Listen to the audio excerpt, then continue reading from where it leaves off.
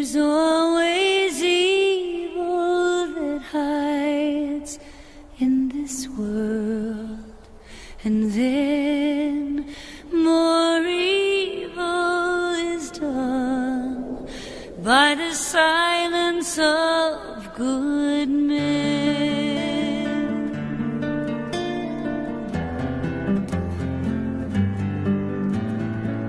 Silence is golden, or that's what they say.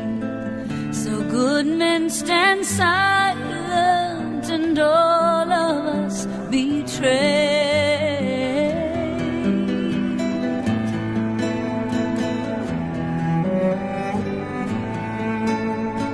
Always impartial, just watching from the side, careful to cover the fears that they might hide. Don't have to tell lies or reach a helping hand, but their silence speaks across the whole land.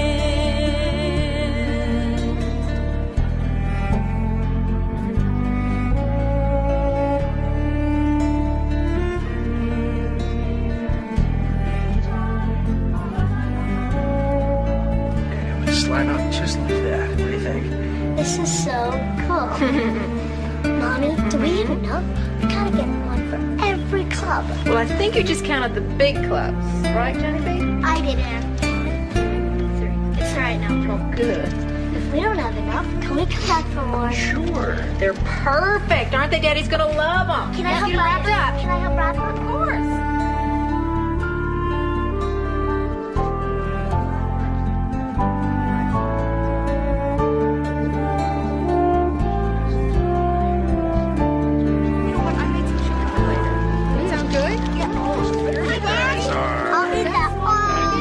Don't ask.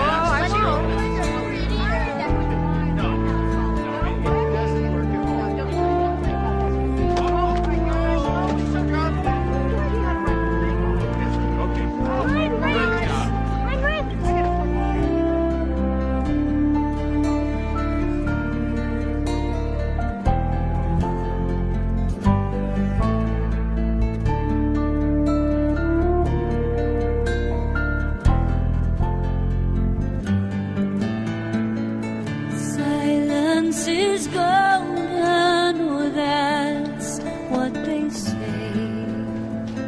So good men stand silent, and all of us betray. Hey, Joe, love this. Yeah. Merry Christmas. Merry Christmas.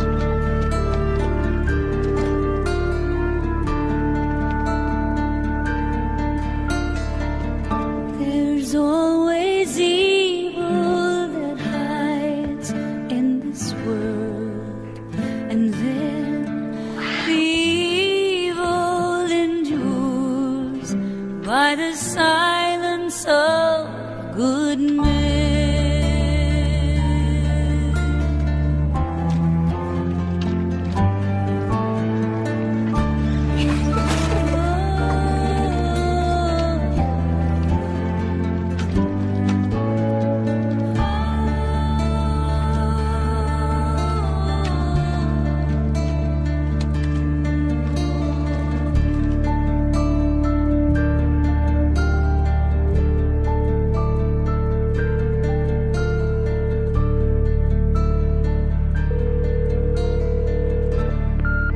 Emergency. My daughter's missing. I think that she's been kidnapped. Where are you now? 755 15th Street. 272 and a car to cover. We have a kidnapping. 272 en route from Pearl Street.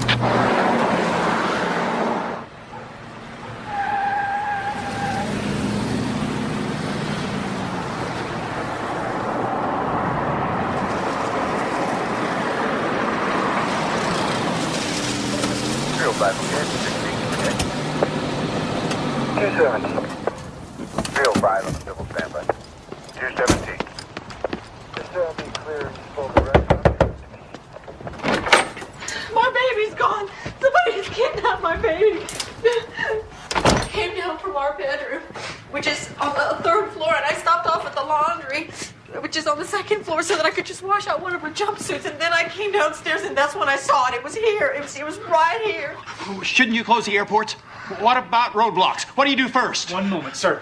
Is this where you found it, ma'am? No, I found it right here on the stairs.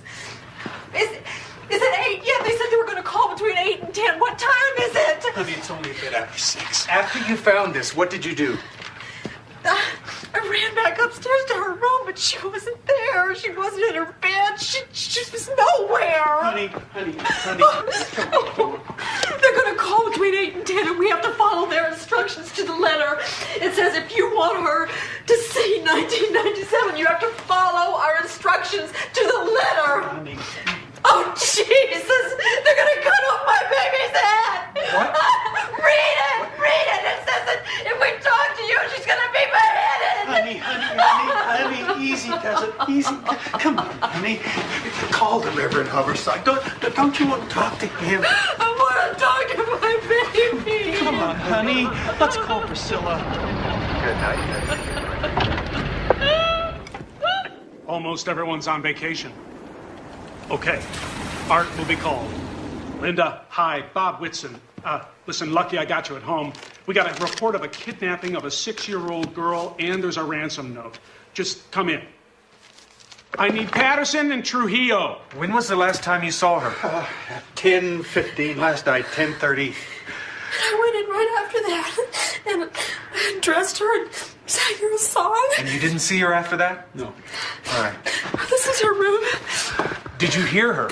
I mean, did you get out of bed for anything? A snack, a glass of water, or the bathroom? Our bedroom is on the top floor. It's in the front. This is the back. It's hard to hear. Oh, honey. This isn't helping. Come on, let's get out of here. Who else was in the house? Just Burke, our son. Where's his room? He's way in the front. Did he hear anything, do you know? He's still asleep. Could you show me his room? Should I go to the bank? The kidnapper told me to go to the bank. He wrote that she's safe and unharmed. Of course, he has to say that to get his money, doesn't he? This is Sergeant Whitson at Boulder PD. I've got a kidnapping, and I'd like an FBI liaison. Make sure he brings the protocol manual.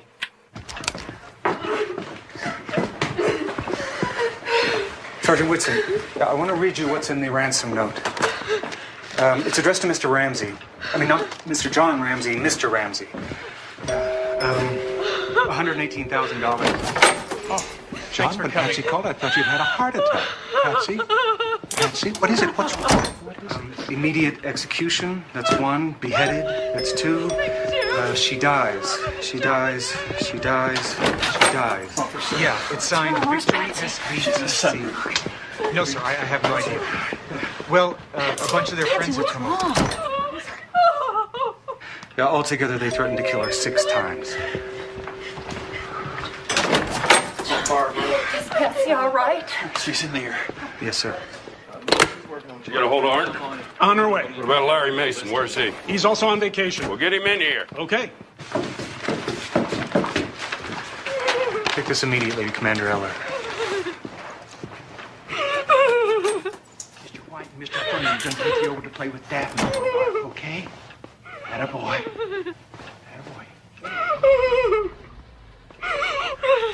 Okay, repeat.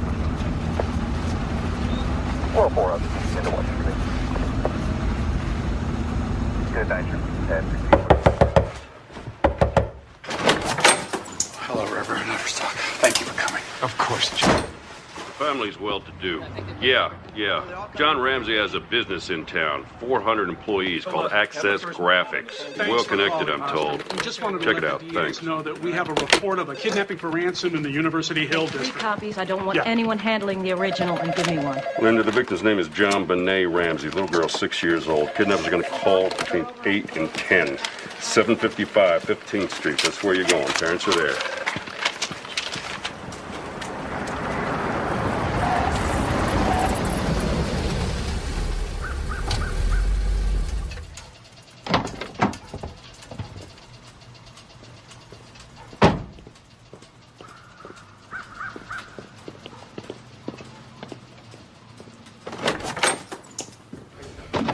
Can I call you later? The FBI is here. Hey, Ron. Where are your people set up? In the house. The note says they're watching the house. You know what I find really strange about this? They only ask for $118,000. In John's case, they could have asked for $10 million. Whoever wrote it is educated. Attaché. That's not a word any thug can use. And hence. Who says hence? And use that good Southern common sense of yours. John's not from the South. Patsy's from the South. Maybe it was meant for Patsy. But it's addressed Mr. Ramsey. Patsy, don't you find that really weird?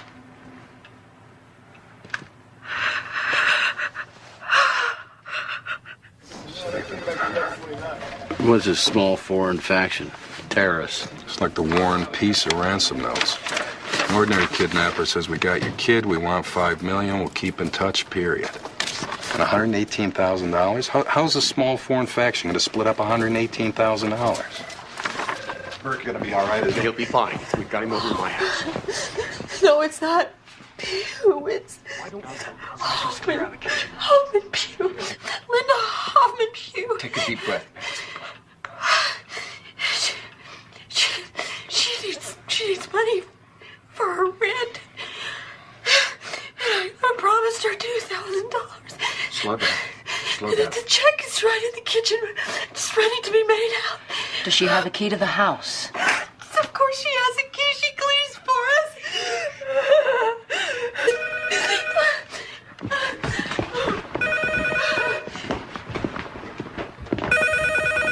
Wait. Let me get the recorder on. Hello? Look, can I call you back? I can't talk on this phone. Why didn't they take me instead? Why didn't they take me instead? Patsy, don't say that. Don't say that. I carried her upstairs and I read to her for a little while, and then Patsy came in and I went downstairs to get Burke ready. Did you lock the house when you came in? Do you have an alarm system? Oh my God. I never use it. Reichenbach, come over here. I want you to verify something for me. Look like a spider web to you? Yes, sir. I think so. It's pineapple. Patterson? John Ramsey just came in. Mr. Ramsey, do you have a minute? Yes? We need a writing sample from you, sir. Just a few words and maybe some samples from your wife, like a grocery list, something like that. There's bound to be something here in the kitchen. French, bring your guys in Maybe here. down by the phone here. We're going to clear the house of all officers and non-essential personnel.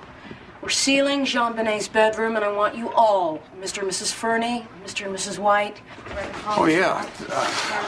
I wrote this.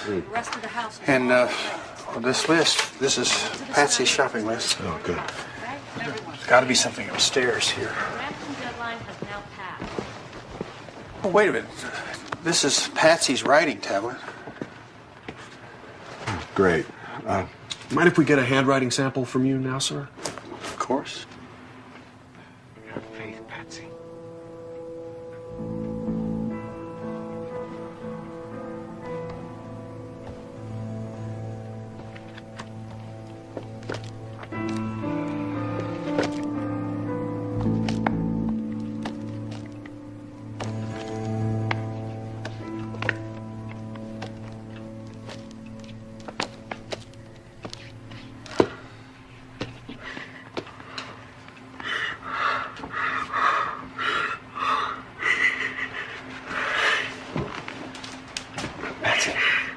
Pray with me. Let's pray together. Our Father, who art in heaven, hallowed be thy name. Thy kingdom come, thy will be done on earth as it is. Enemies? That's a strong word. John Ramsey isn't the sort of man who makes enemies. What about Mr. Merrick? Well, he claimed Access owed him money, but it all got settled. How much money was he owed? You know, it came out to about the same as John's current bonus. Come again? John's bonus this year. It was $118,000. I don't want to borrow a dog from Aurora. Use one of the sheriff's dogs. Sheriff's dogs are ground scent dogs. We need an air scent dog. So that's what you learned at FBI school, huh? Mm-hmm. Yeah. Yeah, Mason's right here. Hold on. It's Art for you. Yeah, Art? Larry, I've got a house full of people wandering around, and I really could use some backup. This is a 3-story house plus a basement. I can't keep 9 people in sight all by myself. I even think John Ramsey left the house to get his mail a little while ago. Well, Art, why don't you give Ramsey something to do? That way you'll know where he is, and hang in there, okay? Hang in there? Yeah, hang in there.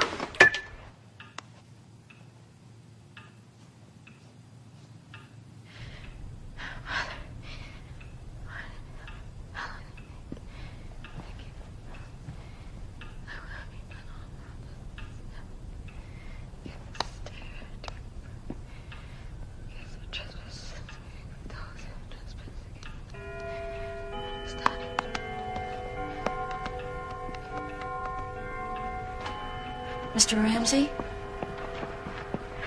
Mr. Ramsey, could you help me? Could you and Mr. White go through the house one more time? I need you to see if anything is out of place. Something of your daughter's that they might have taken, a toy, a sweater, anything. It would really help. Mr. White, could you come here for a second? Where do you want to go, John? Why don't we start downstairs? Stay with John.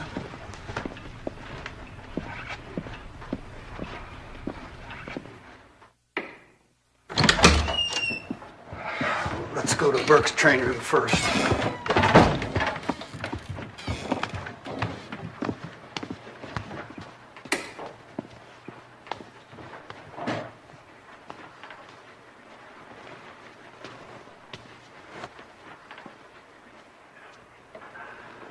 John, what about this window? Oh, that was me.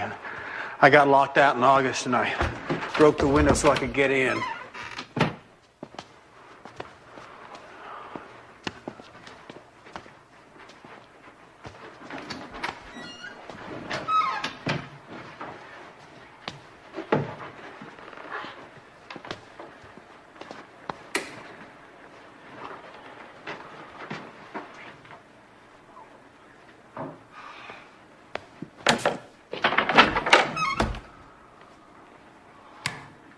Oh my God, oh my God! Oh, she's stiff. She's so stiff. I found her! I found her! An ambulance! An ambulance! Stay here. Oh my God!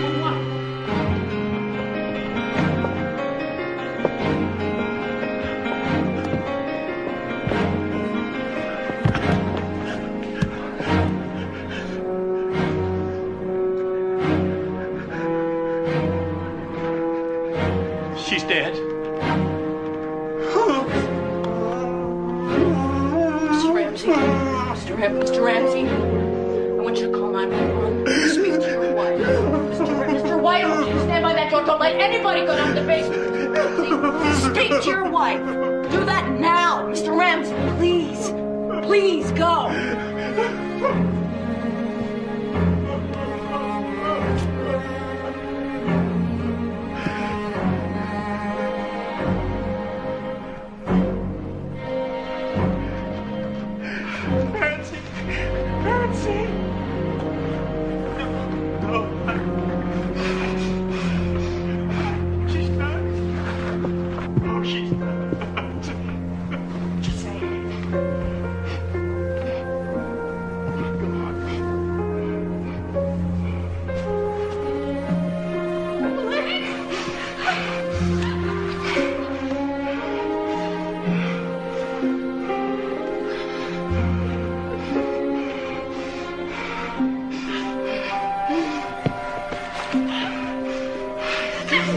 Somebody tell me what's going on. What is it? John.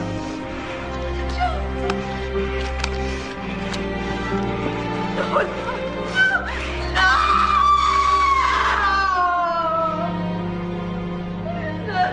This is Detective Linda Arndt.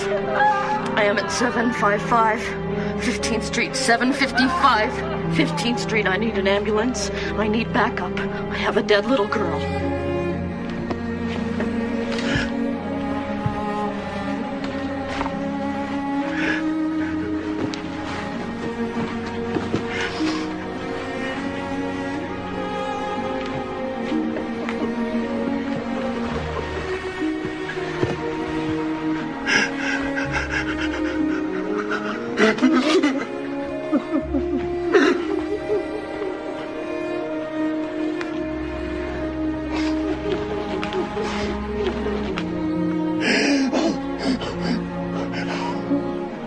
My little angel.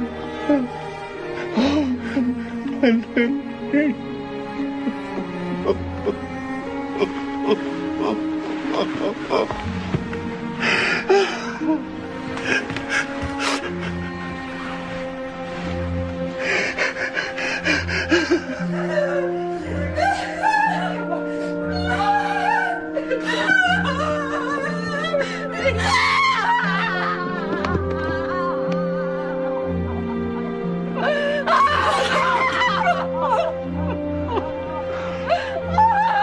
Bring her back!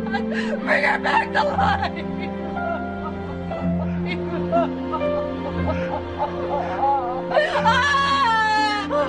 Jesus, you raised Lazarus from the dead! Please raise my baby!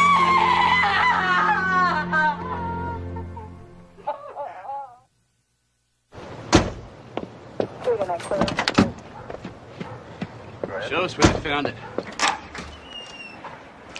Down this way. We don't know who touched what down here, do we? No, Ramsey and White were down here by themselves. Has any part of the house been secured? The little girl's room, Larry, that's all.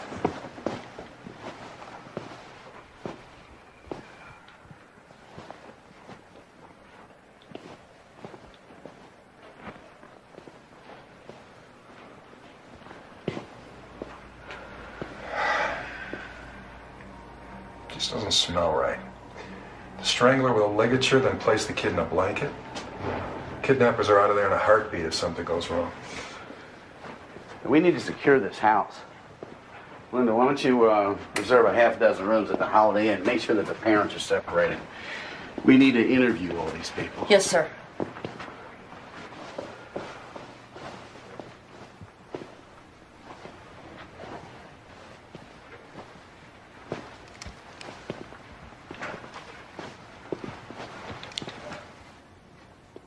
Wow, point of entry right here, Ron.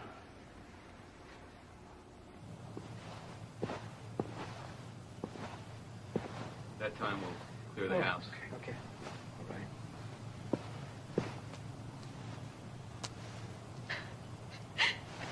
I just don't understand who could do this. I don't either, Patsy. Did you hear anything Mr. Ramsey said Not to his really. wife? Linda? Is this everyone? I don't see Mr. Ramsey.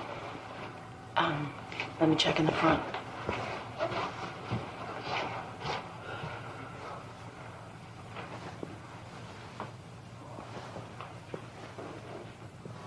Can we take off before dark? I'll also have my older kids, maybe my brother and Patsy's sisters. Mr. Ramsey? That we get up into... Excuse me, sir, Mr. Ramsey? Mike, I'll call you back. Yes? Sergeant Larry Mason. Where are you going? I was talking to my pilot. I want to take my wife and my son to Atlanta. I'll feel safer when we're out of Boulder. Well, Mr. Ramsey, you can't leave Boulder. We have a lot of unfinished business here. We need to talk to you. We've arranged to put you and your wife up at a nearby motel. We can all talk there. Motel? No, Mrs. Ramsey and I won't stay at a motel. The Fernies said we could stay with them, and that's what we'll do. The Fernies. All right, well, then we can all talk there. Can you give us a day? We just lost our child.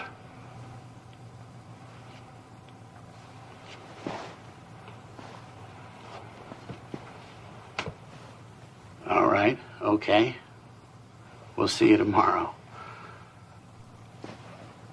Sir, We need everyone to vacate the house now. I don't want anybody in here. Don't worry about it. Patsy, you can have our room and spend some time with Burke. Talk to him. I want to be near my jelly baby. Daddy! Daddy, are you all right? Something awful's just happened. Son.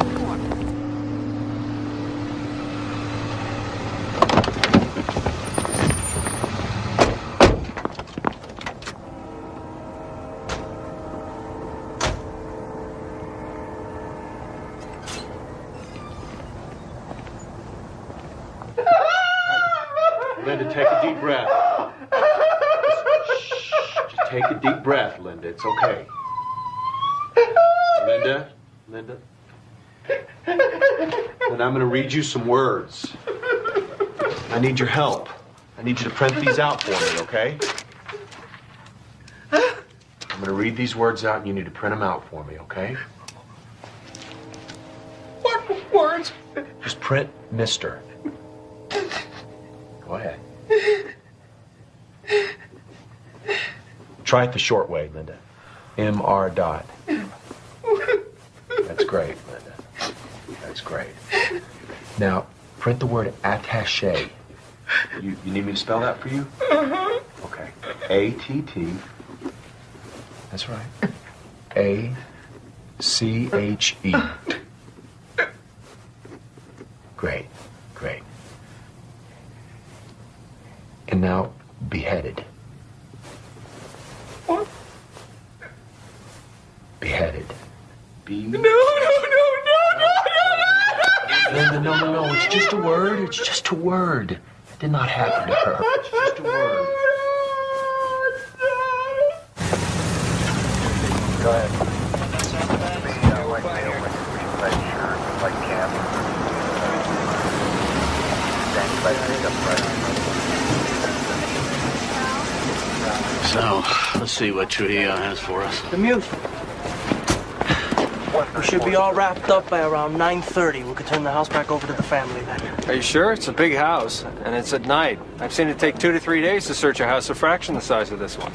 Our people are done. Have you checked all the rooms? There's 15 rooms upstairs. There's 6 more in the cellar. The crime scene tech says they're finished. They checked the child's bedroom and the cellar room where she was found. We also dusted the doors and the windows. Plus, we bagged all the evidence. We're done. Why don't you secure it and come back tomorrow? I mean, you don't want to hand the house back to the family, right, and then find out we missed something vital. The techs are satisfied. Well, I'm not satisfied. Tom, have you cleared this with Eller? Tom. Hey, Pete Hostrom, please. Hi. Yeah, it's me. Listen, you got to talk to Eller. They're closing down the search. Crime scene belongs to the police. If we say we're finished with it, we're finished with it. It's your call to make absolutely. All I'm saying is, what's the rush? The Ramseys aren't in any hurry to sleep there. The child had duct tape across her mouth. We haven't found the roll that it came from yet. You should be scouring every closet, every drawer, every crawl space, vacuum for hairs and fibers.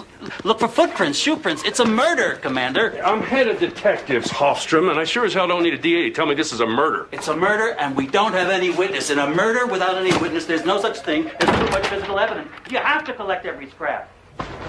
This isn't right.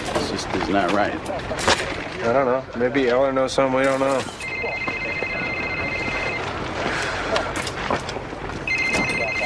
Yeah?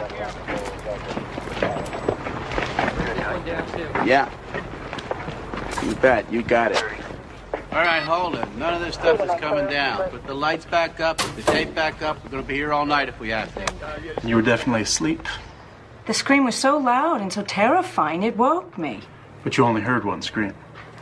One wasn't enough. Sure it was a child's scream? I can tell a child scream from a grown-up scream. It was a child. Larry, I'm way past deadline. That's not my problem. Have you found any signs of a break-in? I have nothing to say. Well, have you made an arrest? Got nothing to say. Do you have a prime suspect? I have nothing to say. Well, do you have any suspects? I got Oh, nothing to come on, say. Larry, don't shut me out. I got a right to know. I don't care about your First Amendment. All I care about is solving this case. There's a dead little girl, and the public has a right to know if there's a murder on I the got loose. nothing to say. Come on, then talk to me off the record. Tell me what I can and can't print off the record. Off the record. Turning the tape recorder off. Off the record. What do you want to know? Cause of death. Can't tell you that. Was she shot? No. Stabbed? No. So she was strangled? You can't print that. Can I print that she wasn't shot or stabbed? Yes, but you burned me on this there. I'll never speak another word to you, so help me God. Not one word.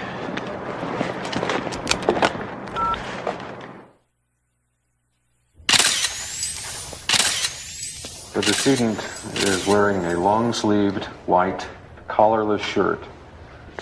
Tied loosely around the right wrist, overlaying the sleeve of the shirt, is a white cord. Do you ever mention that before? He'd broken into his own basement? No. And you believe him, that he'd do something like that? Of course. Why would he lie? Okay. So the two of you come through the room with the broken window. You go through the boiler room towards the door at the end. And Ramsey's ahead of you, is that right? Exactly. Like earlier. Like earlier? What do you mean? Were you two down there before? Not John. Me. I told you that. Or did I tell the woman detective? Maybe I told one of the uniformed policemen. I know I told somebody. Well, tell me now. Well, a few minutes after my wife and I got there, I searched the house. You know, room by room. JonBenet. John. Then I went down into the basement, and that was the first time I saw the broken window. Actually, I picked up off of the floor a shard of glass and placed it on the window ledge. Then I went through the boiler room to the room at the back. I opened the door. You opened the door? Yes, but I didn't see anything. The room was pitch black. I felt around for a light switch, and when I didn't find one, I went back upstairs. Did you see anything? The room was pitch black. Mr. White, what time was this? Maybe 6:30. Somebody got into that house. I don't know how, but they did. They wanted to hurt that family. They're a beautiful family. And she was the most beautiful child.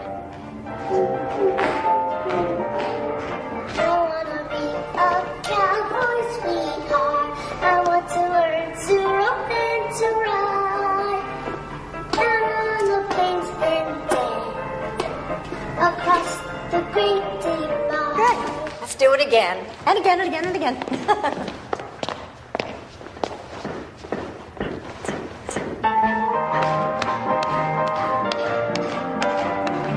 Crossover. I wanna be a cowboy sweetheart. I want to learn to rope and to ride. The pageants were Patsy's gigs.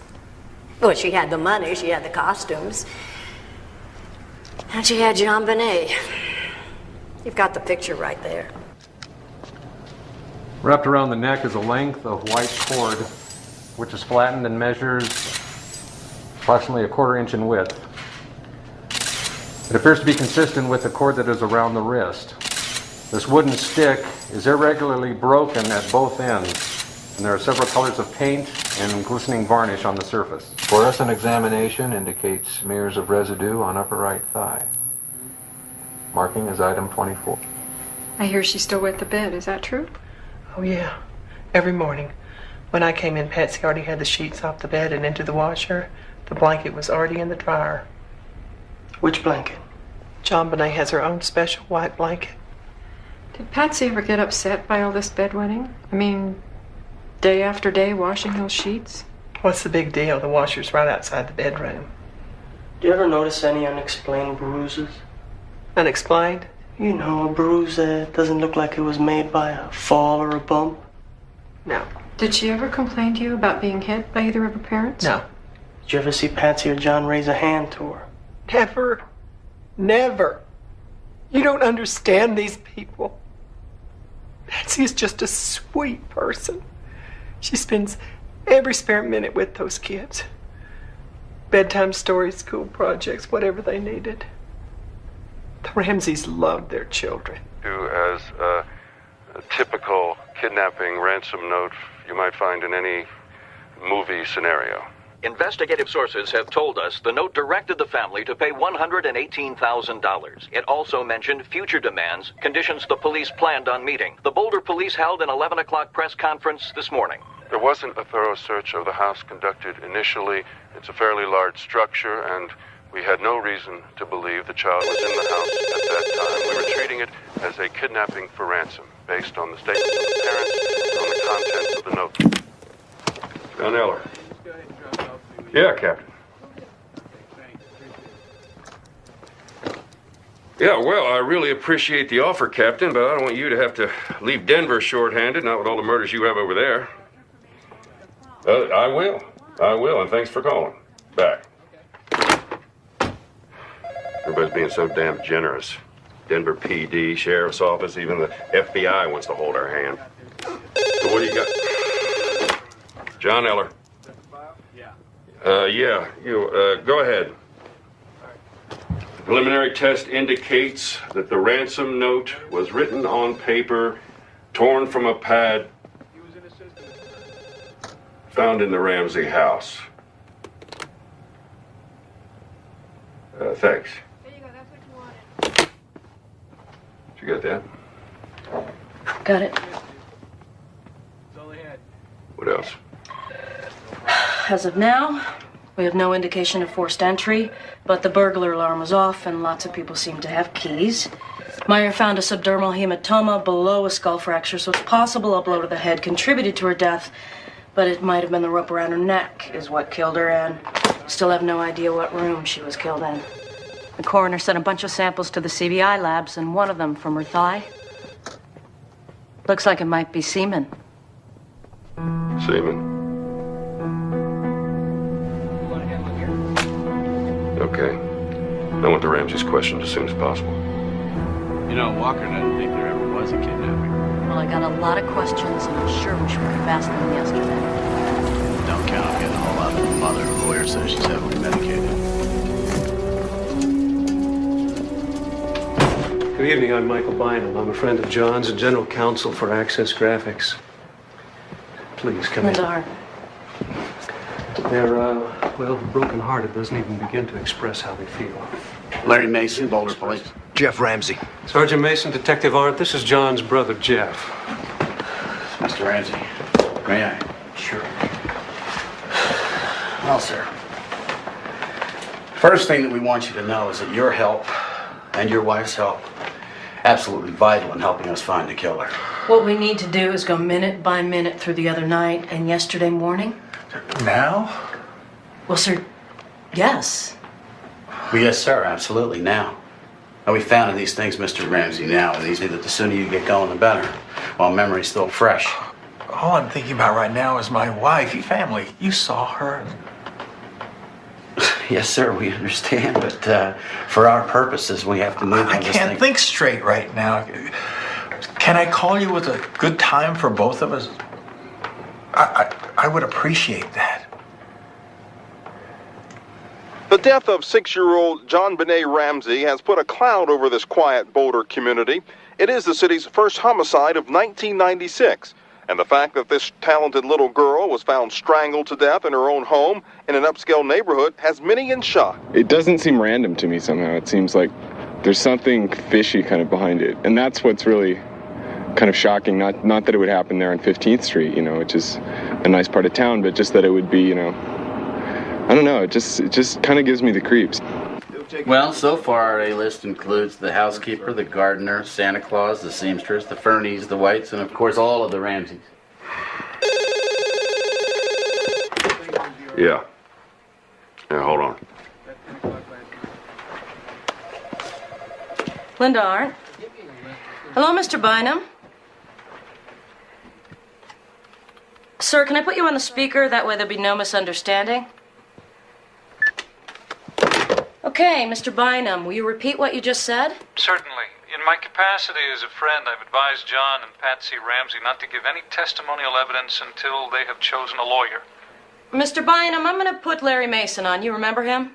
Mr. Bynum, the Ramseys have yet to retain a criminal attorney? Not yet. I also want to inform you that right after the memorial service here tomorrow, they're taking the body to Atlanta for burial. In that case, we would like the Ramseys to come in today so that we can collect non-testimonial evidence. Fingerprints, saliva, hair, handwriting, blood. I'll have them available by late afternoon. See you later.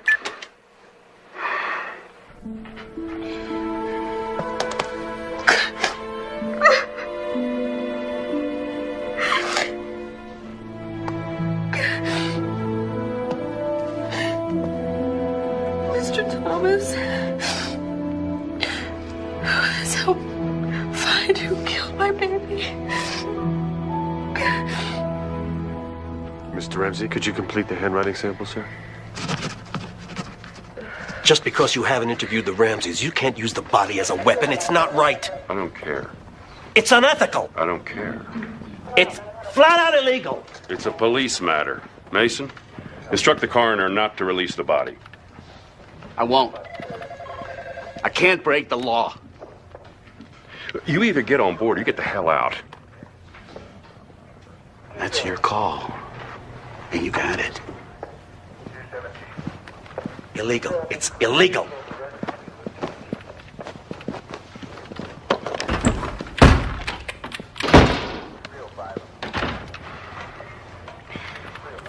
John Meyer. John. Yeah, it's John Eller.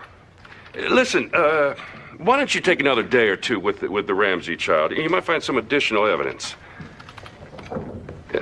Yeah, well, then I'm asking you to hold the body.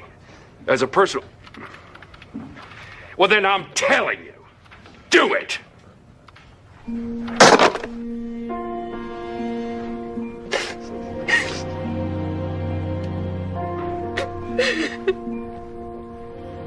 Just one more saliva sample and we'll be done. I did not kill my baby.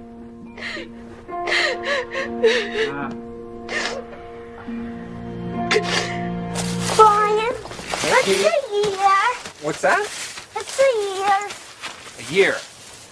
Well, that is the amount of time it takes for the Earth to make a complete trip around the sun. So I've been around the sun almost 6 times. I guess you have, yeah. How many trips have you made? Oh, well, I've been around 27 times.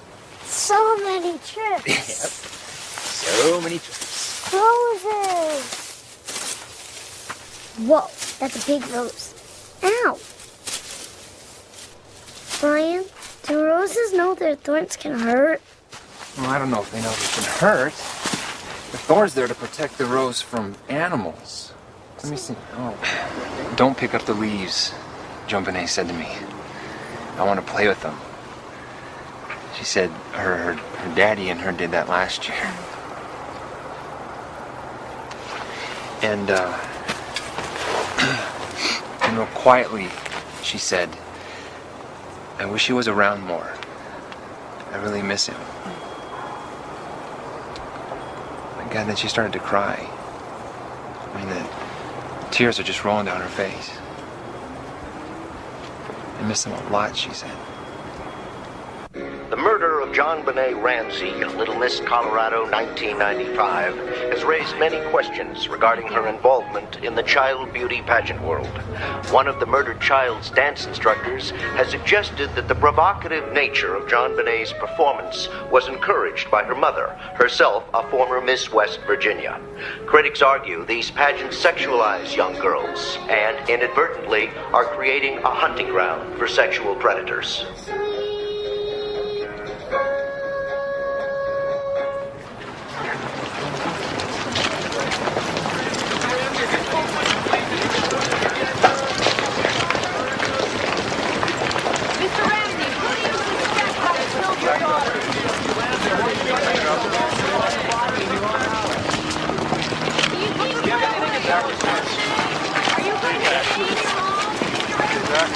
I said stay back. Hey, you're supposed to catch criminals, not protect them.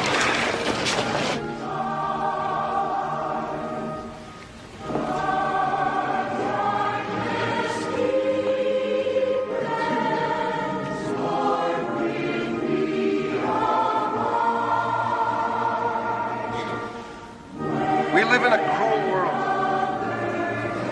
And the cruelty has already begun. There are already venomous rumors starting to circulate.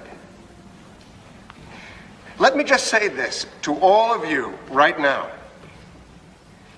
Nobody in this family had anything to do with this child's death. So we can only pray that this terrible thing can be resolved soon, so that this family can find some measure of peace in the knowledge that their child is with God, just as God is with them.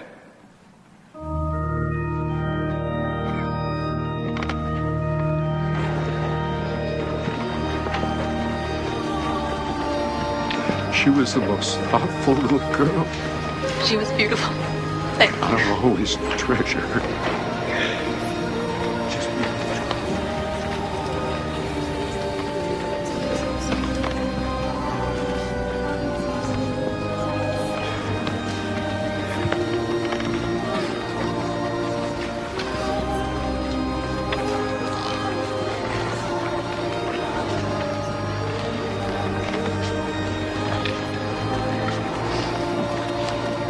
Oh, Patsy.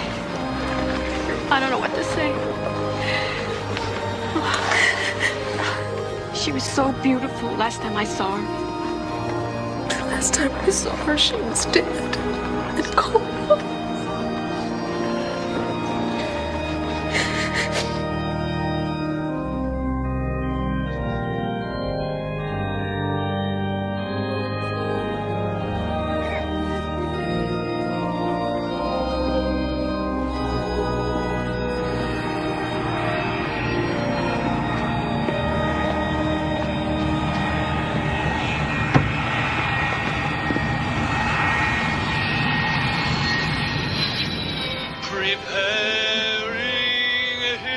The tiny body of 6-year-old JonBenet Ramsey seems light compared to the heavy hearts at her funeral. Her parents, John and Patsy, brought her back to their former Atlanta church, a place they used to call home. Family held one another tight, huddled close. Patsy told me that JonBenet and she sang together, wherever we go, whatever we do, we're gonna go through it together. JonBenet was found murdered in her Boulder, Colorado home the day after Christmas. The Little Miss Colorado beauty queen's life ended in strangulation. Today, her casket parted through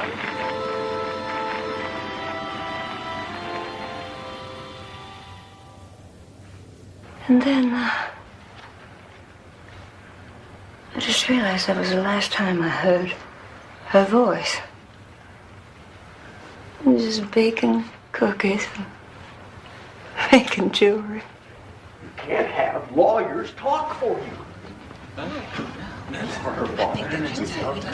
You do the talking. Clete, you do not grasp our situation. We have been hammered by all kinds of ugly rumors. I'm sorry, but when you go and hire lawyers and a public relations representative, and you refuse to talk to the police, you hand people the perfect opportunity to think the worst.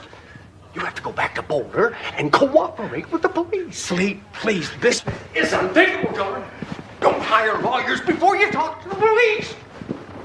What will anybody think of parents who defend themselves to attorneys when the body of their murdered child is barely cold? John, please. Just get away from it. Let go. Accomplish anything by shouting. The top Boulder legal expert warned yesterday there was nothing inappropriate about John and Patsy Ramsey leaving the state to attend the young beauty queen's funeral in Atlanta. And now today's half. Dad, the great thing about narcotics is that there are no mysteries. I mean, the only question is what day and what time the dope shipment arrives. Hey, Karina, is this steak almost finished? Because I gotta go in like an hour. I thought what you really liked about narcotics was running around in those silly disguises. First time I met him, I actually thought he was a hippie burglar. He'd be a great burglar. Oh, thanks a lot, Dad. Uh-oh. And Shane Foley's in at the control. Here you go. Thanks. Go. Karina, medium rare. Actually, I think he would have made a very bad burglar. Always dropping things. Commander Elder, please. Steve Thomas. Hi. No. Yeah, I'll put it on right now. All right. Dad, give me the remote. What channel is CNN on? 17. 17. For our grief to resolve itself, we now have to find out why this happened. There's been some question as to why you hired a defense attorney. It's not just an attorney. We're also assembling an investigative team. I want the best minds this country has available to help us resolve What is he talking about? We're the investigative team. What is he talking about? Outsiders outside of your family or circle of friends? Yes. Our family is a loving family. It's a gentle family. We have lost one child.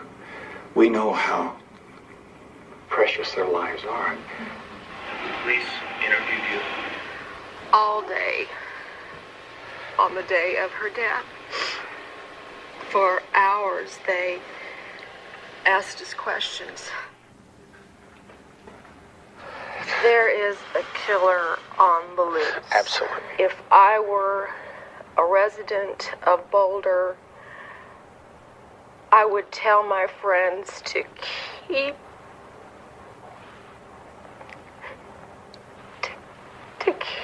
your babies close to you. For God's sakes. Oh, turn it back on. I want to hear this. What's there to hear, Dad? I mean, they're too deep in grief to talk to us, but they could talk on TV? I mean, they could go on TV and talk and talk and talk. I want to hear this, Steve. Fine. At least JonBenet will never have to know cancer or the death of a child. Yes. There's a killer on the loose. Keep your children close. They make me sick. Oh, I don't know. It's as dumb as hell, but they've just lost a child. Now, maybe they're not thinking smart. You believe them? Well, I don't know if I believe them or not. But I don't disbelieve them either. Excuse me, were you in JonBenet's class? Excuse me, did you ever go to the Ramsey house to play? Excuse me, could you help us just by answering a couple questions? Sweetheart, what's your name? Tell us your name. Did you ever play with JonBenet? Let the kids into school, folks. Please stay back. And what's important is you know all of us are here for you. Don't be afraid to come talk to us. That goes for parents, too. Nobody is too busy for you, okay? Yes, Jillian. We only live 2 blocks away from JonBenet. What if the bad person comes to our house? I promise you, he won't. I can't even remember when something like this ever happened before. Nobody can. Tonight, you should all feel safe. Yes. Yeah, JonBenet's parents could have told her that too. That's true, and they would have been right. This is a rare occurrence. Okay, wait just a second. Oh, come on.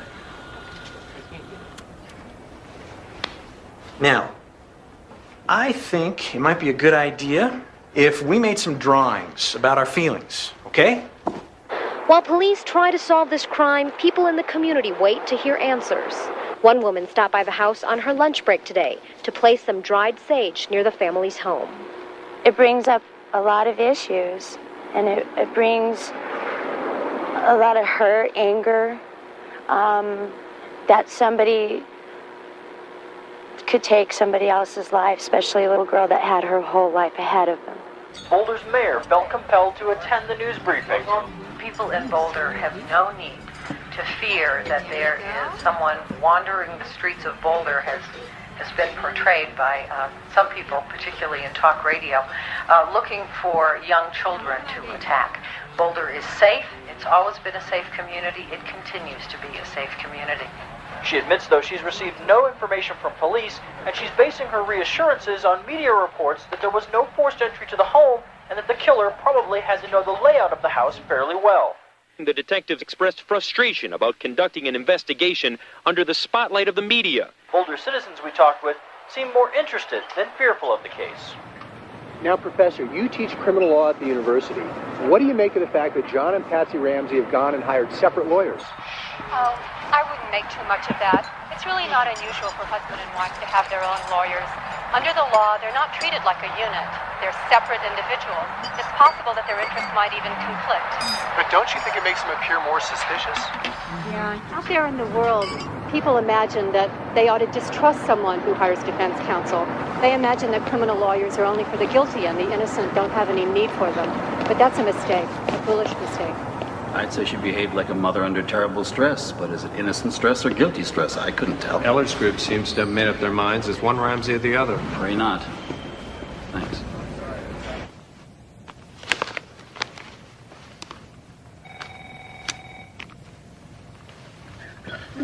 Hello, Alex.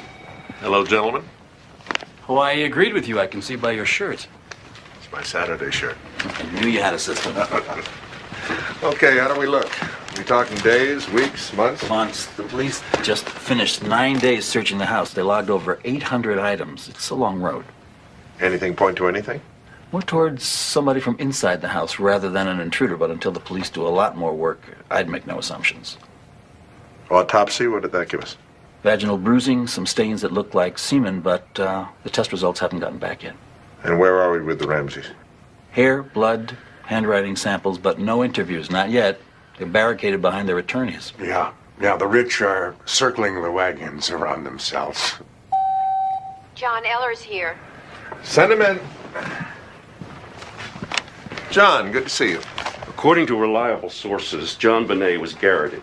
According to authoritative sources, the ransom demand was for a peculiar amount. According to reputable sources, the paper the note was written on came from inside the Ramsey house. According to unimpeachable sources, the police left a lone detective in the house for 3 hours with 9 suspects. Suspects the detective could not control. This stuff is killing us, and your office is leaking it. We're not leaking anything. Like hell. Oh, it happens that we talk to the press more often than you do, which has served us pretty well for the last 25 years. No, that's your way, not ours. Anything that gets out hurts us. If it's accurate, it tips off the killer. If it's derogatory, it ruins us with potential witnesses. These stories make us look like the Keystone Cops. All right. Turn off your flamethrower. What is it you really want? The Ramseys have hired Brian Morgan. We're having no luck with them. Tell the Ramseys to talk to us. I'll do what I can. Anything else? We can't do that, John. If the victim's parents were dirt poor, any decent public defender would still advise them not to speak to you. All the Ramseys are doing is exercising their constitutional right. They don't have any rights. Constitutional rights are for people who've been charged. Nobody's charged the Ramseys, not yet. If they're not suspects, they're witnesses. And under Colorado law, witnesses have even more rights to refuse to talk to you. Or have you forgotten that, Commander? Damn it. Which side are you on? Always a pleasure, John.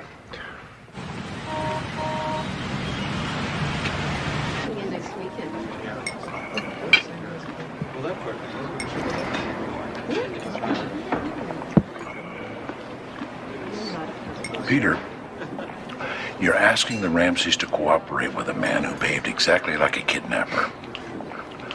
John Eller was ready to hold their child's body until he got his interview. Brian, cut the crap. We've always been square with each other. You can explain to the Ramseys that Eller's just an old-fashioned cop under enormous pressure in a high-profile case, but he still wants what we all want, to catch JonBenet's killer.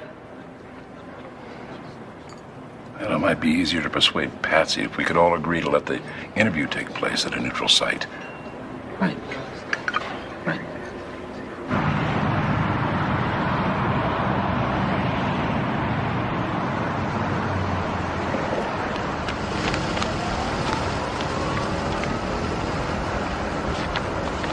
It's a white house somewhere around here. I don't know. It said it had a big circle driveway.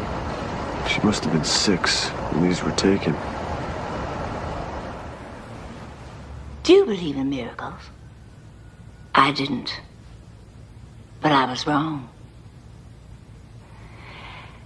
In the summer of 1993, Patsy was in stage 4 of ovarian cancer. And stage 4 supposedly killed you. Okay, my little baby doll. I want you to give this to Mommy. She's gonna really like it. I bet I will. Uh-huh. You be a good girl. Boy, that looks good. Oh. Is it good? It's delicious. Can you say that, Johnny P? What is it delicious? It is very tasty. What Grandma made is delicious. Now, is it, delectable? Oh, it is for sure delectable. What's delectable?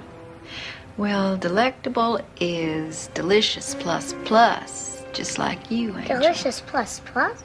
Cool. Cool. Yeah. Cool. In May of 1994, she got well. The main thing that saved her was her family, her husband, and her children, and especially JonBenet. Mrs. Paul, having spent a lot of time visiting with your daughter, did you ever notice anything odd about JonBenet's toilet habits? Yes, you mean, when she would ask for any grown-up within shouting distance to wipe her? Any grown-up? No shame whatsoever. And anyone she called would wipe her? Oh, no. There's some people who thought she was old enough to wipe herself. But a doctor said that because of the regressed potty training because of Patsy's illness, this was not abnormal. Did you ever notice anyone go out of his way to wipe her? Well, who in the world would do that? Well, here we have a child who asks grown-ups to wipe her private parts. Is it possible someone might see that as an invitation? Oh, I'm not sure that I like what you're implying, sir. I'm not implying anything, Mrs. Paul. I'm just asking. This conversation is definitely over. I'd appreciate it if you left.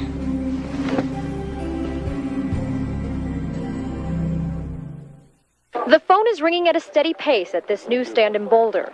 Most people are calling to voice their support. Eads News and Smoke Shop will drop the edition of the Globe that comes out on Monday. Eads had planned to carry the issue with crime scene photos of JonBenet Ramsey. But late in the day, store managers changed their minds. They just felt as if it wasn't in their interest to carry something like that. We're in support of the Ramsey family. Pete Roos says it doesn't matter who will or won't be selling the issue. He won't be reading it anyway. That's just pushing it too far. A little decency would be good. Globe spokesperson Tony Frost says that is not the case. We took very careful consideration before publishing these photographs. We had a large selection to choose from, and we chose what we feel are the less sensational ones.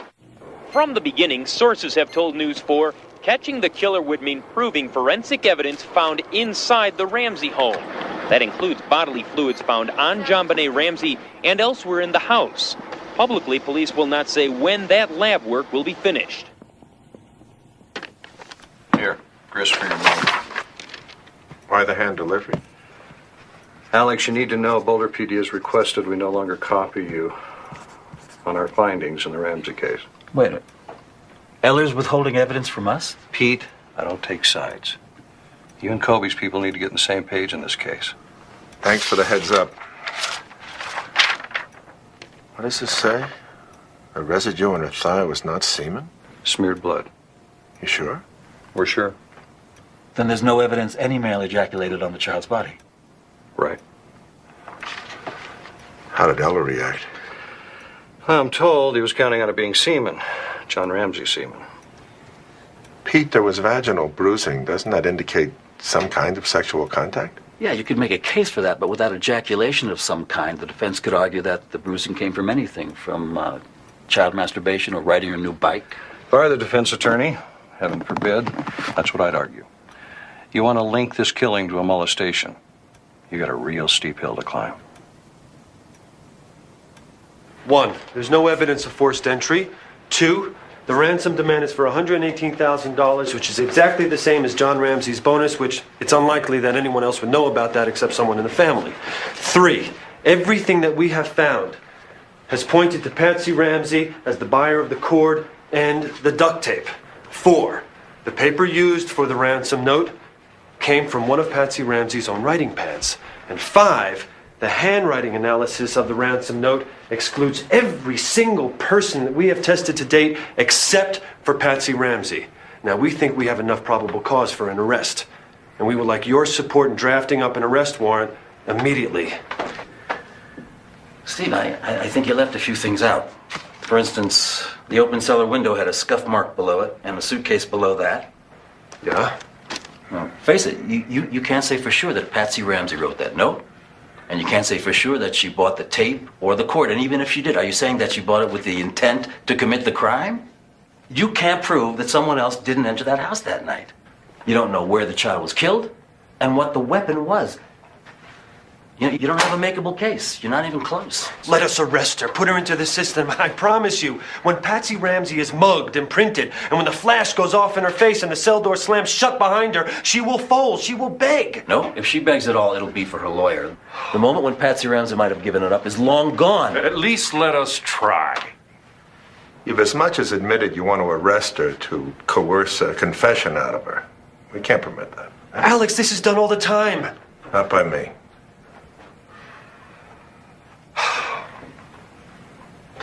Bring us a case. Newsroom, please. Julie, hi, it's me.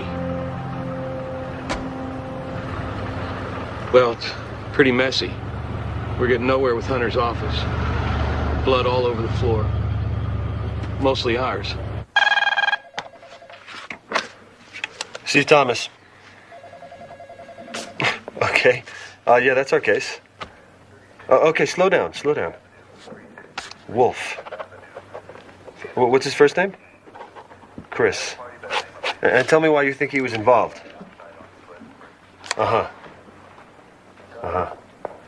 What's your name? Jackie Dilson. We went to a party, but then he wouldn't eat dinner with me, so I went to bed alone. So I wake up around 5:30. This is the morning of the 26th. Right. I wake up around 5:30 and Chris is in the shower, and his jeans and his sweater are on the floor, and they're filthy. Now, how did they get filthy? Then that night, we're watching the news, and we hear that the kid is dead, and he goes ballistic. I hope the bastard dies. He was abusing her. There's nothing too evil for him. He's talking about the father. Then the next day, he's like a caged animal. All he does all day long is pace. Pace, pace, pace. Hey, legendary Boulder police. Don't catch child killers, but they sure can't put the cuffs on traffic violators. They can sure do that. We want your help, Chris. Beautiful. Boulder police wants my help, so they bust me. Why should I help? Because you have a suspended license, and we can't ask a judge to let us confiscate your car. No judge will do that. You willing to take that kind of chance? What do you want?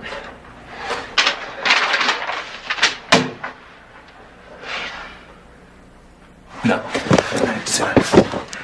What do you mean, no? No. N-O. No, I had nothing to do with it, and I'm not going to copy this. Well, if you didn't have anything to do with the crime, then what are you so afraid of? I'm just not going to take orders from you. You save it for the Mollies and the hill rats that you round up on Saturday nights. Hey, Chris, smile. No. Pull your head up. Pull your head up! You like this wolf guy at all, or does he just piss you off? If you like him, we'll work him. If you're just pissed off, I don't want to waste any more time with this creep. He's here. Let's get samples. We can't unless we tie him to the Ramsey case. You want to spend half a day going through every minute of his life? No. I don't want to waste my time on this bastard. Let's book him on a suspended license.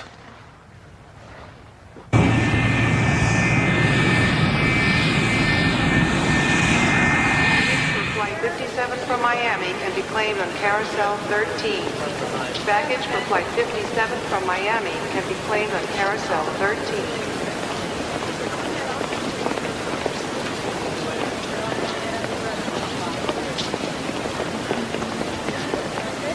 Jeff. Craig, Hey, there you are. sorry I'm late. No problem. I brought you some pictures. Yeah. These are all the players of the different people in Boulder. Okay. Now listen, I just want you to know that you're not under any kind of time pressure here. Don't feel like you've got to go out and turn up the story of the year your first day. Okay. Just take it easy, take your time, and try to make good sources. Oh, I have written for newspapers before. Yeah, so. but you've never covered a case like this before. Okay. You've got all my numbers, right? Yeah. Give me a call. All right, thanks, See Craig. you.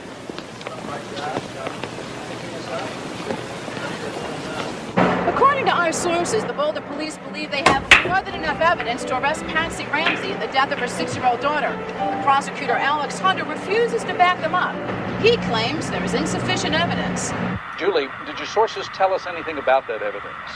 Well, they're being pretty quiet about it, George, but they did indicate that they were searching for a history of sexual abuse in the family. Well, Megan, did you and JonBenet play anywhere else? Did you play in the bathroom? I don't know. You don't know? Honey, didn't you have a game you played in the tub? Did you ever play doctor in the tub? I don't know. Did you and JonBenet have any secrets? I don't have any. It's okay to have secrets. I don't have any secrets. Are you sure? I have secrets with all my girlfriends. Honey, listen. Why don't you do Mommy a favor? Go into the kitchen and see if they have any extra cookies. Hey. Give the nice lady back her badge. And say thank you. Thank you. You're welcome. Excuse me, I wasn't quite done with her. You don't have children, do you?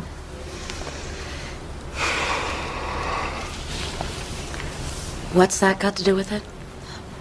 Look, I was just trying to save us a little bit of time, all right? I was hoping that Megan would tell you that the day before Christmas when JonBenet was at our house, she had Megan all excited because she told her that Santa Claus was going to come visit her after Christmas. And I said, no, sweetie, Christmas is tonight. Santa Claus comes tonight. And she said, no. My Santa Claus told me yesterday that he was going to pay me a secret visit after Christmas. Bill, nobody's going to give you a hard time about a casual promise you made to a child at a party. I never spoke to JonBenet about visiting her after Christmas. Are you sure you didn't say something like, I'll see you after the holidays? Well, one thing I've learned playing Santa, you don't make casual promises to a child. Why would she say what she said then? Because she's 6 years old. 6-year-olds like to brag. They especially like to brag about how tight they are with Santa. You have no objection if we talk to all the people you say visited you on Christmas Day, do you? No. Or if we talk to your doctor about your condition since your heart surgery? No. You wouldn't mind coming in to give us hair, blood, and handwriting samples? Why should I mind? I'm innocent. All right, listen up. Ladies and gentlemen, the CBI Bureau just found a hair. And they found it on the white blanket the little girl's body was lying on. So, I want pubic and body hair samples from everybody. I want them yesterday. The sooner we match this, the sooner we're home. I better get back. Heading into court, media attorney Tom Kelly argued the autopsy report of JonBenet Ramsey should be made public. The right to know is the right to know today. The autopsy report contains several important details. According to several sources, because police failed to secure the Ramsey home until after the body was found. Another source said that the first detective on the scene, a specialist in sex crimes, was so busy treating the Ramseys as victims, she never took care of business. There is not one story that doesn't make me out to be the person that screwed everything up. It's not fair. Say the stories are lies. You have got to protect me. Linda, you know that my policy is we do not discuss details of investigations with the press. You're hanging me out there, Chief. You know, if it bothers you that much, Linda, I can always take off the case, or I'll just reassign you.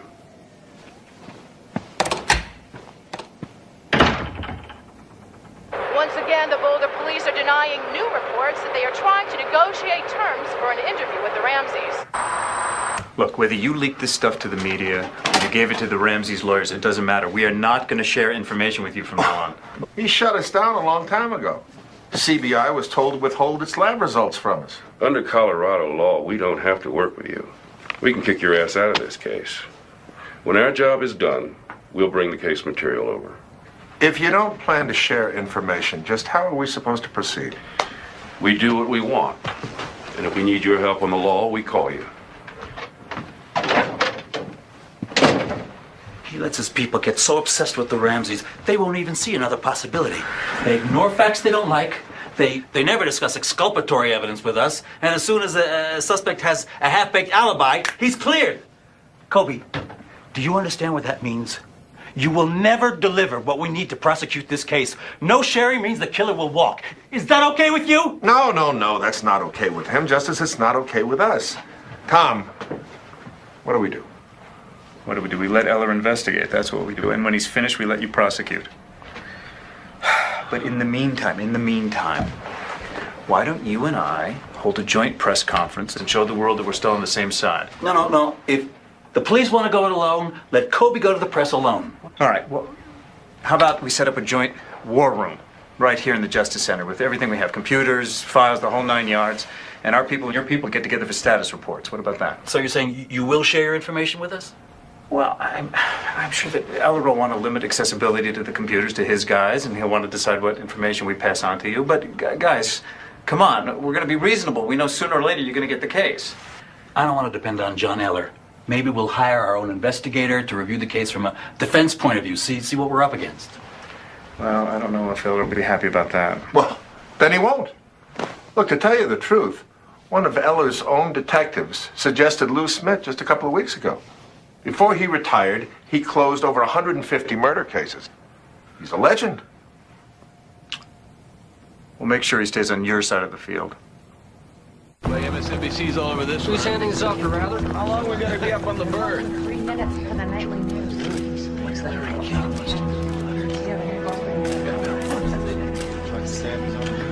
Universal Walters is flying in some shit. They look like the original Odd Couple. I have a gut feeling about this case that I don't usually get. And that is that we're going to solve this case. I am not going to file charges until I feel I have it. The road to justice will not be paved with shortcuts. I want to say something through you. I want to say something to the person or persons who committed this crime, to the person or persons who took this baby from us. The list of suspects narrows. Soon no one will be on that list but you. You have stripped us of any mercy we might have had at the beginning of this investigation. We are going to see that justice is served and that you pay for what you did. We will ensure that justice will be served for this community, for this nation, and most importantly, for JonBenet. Did a great job, Alex. Really Thanks. great. You did it again. You must know something that I don't know to sound so confident. I didn't know we were that close. I might have gotten a little carried away. Well, when making a profile, the FBI will begin by explaining to you that your daughter was at a low risk of being killed by a stranger. She was in bed, at home, in a good neighborhood. Both her parents are in the house. What stranger takes a chance invading a house under those conditions? And on top of that, JonBenet rarely came in contact with strangers. That's not true. She met strangers all the time at the pageants. Are you sure about that, Mrs. Ramsey? Didn't you keep a pretty close eye on her? How can you be sure that the FBI profilers would tell the Boulder police that somebody in our house killed our daughter? Look, Mr. Ramsey, after heading the behavioral science unit for 15 years, I can tell you that what they'll suggest, without saying it, is that either you or your wife was involved in the killing, the cover-up, or both. Just because we were home? No, they see a lot more than that. They see the note, and the cord, the tape, the noose, and all those things tell the profilers that the killer had no fear of being discovered during the crime. He or she felt absolutely comfortable in your house. Tying the cord around JonBenet's neck took time, Mr. Ramsey. Carrying her body down to the wine cellar and wrapping her in a blanket took time. But the perpetrator was in the cellar with her. Nobody could hear him down there. He could take all the time he wanted. Maybe. But the most important piece of behavioral evidence is still the note. When was it written? If it was written before, then maybe it's an attempted kidnapping. But if it was a kidnapping and it went wrong, why leave a note and take the chance that the police can identify the handwriting? So when was it written? Well, I can tell you this. The length points to it being written by someone who was in no hurry to get the hell out of your house. Now, trust me, this is a crime scene analysis, and based purely on that, the profilers are bound to like the two of you for the killings. But I've interviewed you and they haven't. You're what's missing from their appraisal. Yes. We have been missing. I think it's time. Brian, what's happening with negotiations for our interviews with the police? I'm moving slowly. Can we speed them up? Not without making lots of concessions. If we have to make them, it's time the police heard our side of the story. If John Douglas here believes we're innocent, why shouldn't they? Did you see the article in the Rocky Mountain News? Our sources say when the police arrived at the Ramseys' house the morning of the murders, they found no footprints in the snow. That's a terrible distortion. It is a distortion. There were footprints. These leaks make it look like the killer was inside the house all night, meaning a Ramsey, and they're coming from your guys. You don't know that. Come on, be real. Eller and his boys are sabotaging any case we bring in except a Ramsey. What if I get enough hard evidence to indict someone else? How do I stop a defense lawyer from making a case against the Ramseys to save his client? Oh, come on, that's a stretch, Alex. Not at all. Eller's created an atmosphere in which no other target is possible except the Ramseys. I tell you, he's not doing the job, and you've got to do something. Like what? Move Eller out. Oh, I can't do that. It'll look like the media put pressure on me to dump him. He won't get it done, Tom. All right, I'll lean on him to widen the investigation, but Alex, I'm not going to dump him. I can't do that. Come on. I just don't think it's a good idea, that's all. I think it'll work out fine if I could just have your support on it. You have my support. All right, then. Sure, I 100%. Good morning, everyone. May I introduce Lou Smith, who worked homicide in Colorado Springs for the last 30 years. As Chief Kobe and I have agreed, he'll be cataloging and reviewing the case for prosecution. This guy going to run our case from Thank you, the Alex. seat? On my watch. Listen, we're going to have regularly scheduled status meetings here in our new war room to swap information. And I should also mention that Pete here is in close contact with the Ramseys' lawyers to get their clients to agree to an interview with our office. So anything you need, let us know. All right?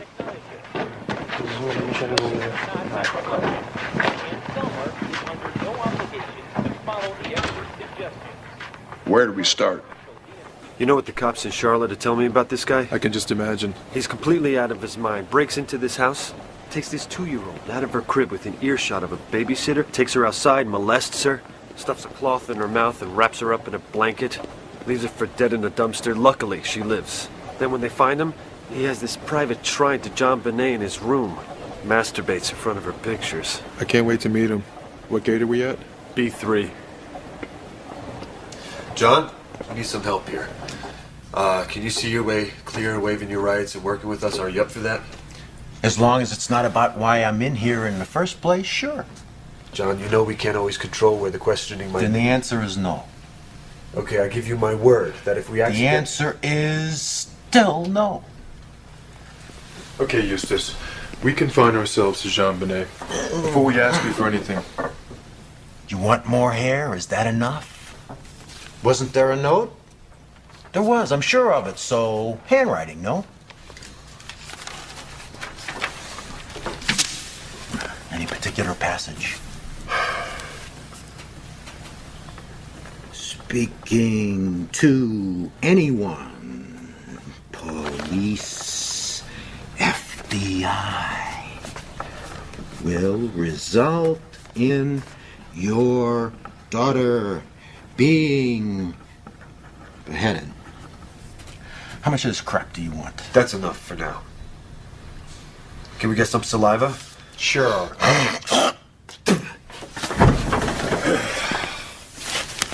Thank you. John, Where were you on Christmas night, the 25th, 26th of December? Here, take another sip. I worked midnight to 9:30 at the Qualix plant in Charlotte. Check the clock. Time clock's not enough. We need corroboration. You're way too eager to hang me. John, can we get a pubic hair?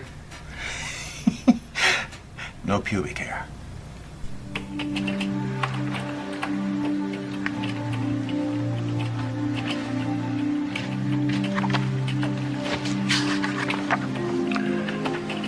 Trip, take a look at these marks.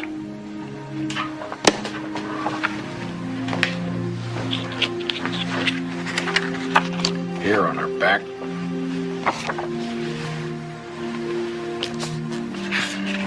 Here below the ear.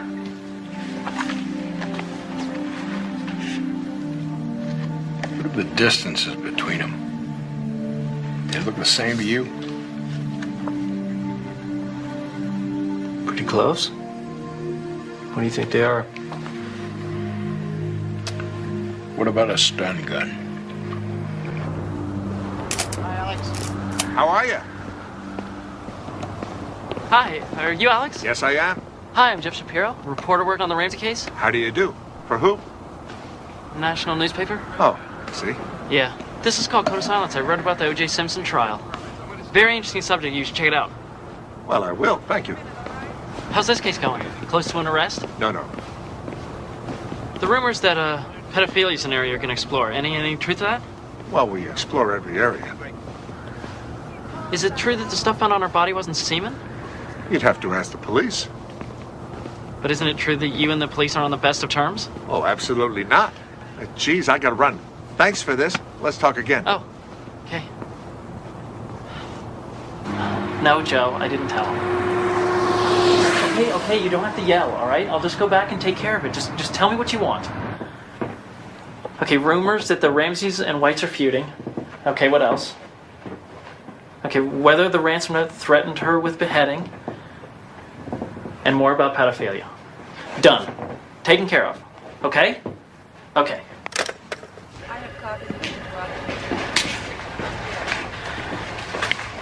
Hi, Alex Hunter, please. My name is Jeff Shapiro. Okay.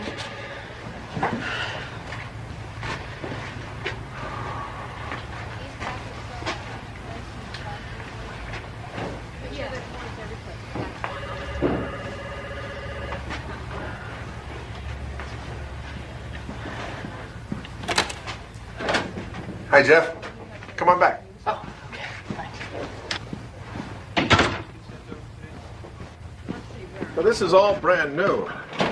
See, they let me keep my old office furniture when they moved us in here about 19 years ago. It's very nice. Mr. Hunter, I wasn't straight with you the other day. I work for the Globe. I know. I just got off the phone with your editor. Wait, you talked to Joe Mullins? I thought you weren't talking to the tabloids because you were furious at the Globe for publishing the crime scene photos. I was, and I am. Doesn't mean I won't still talk to Joe Mullins, or to you, for that matter. Really? Okay, Have a seat.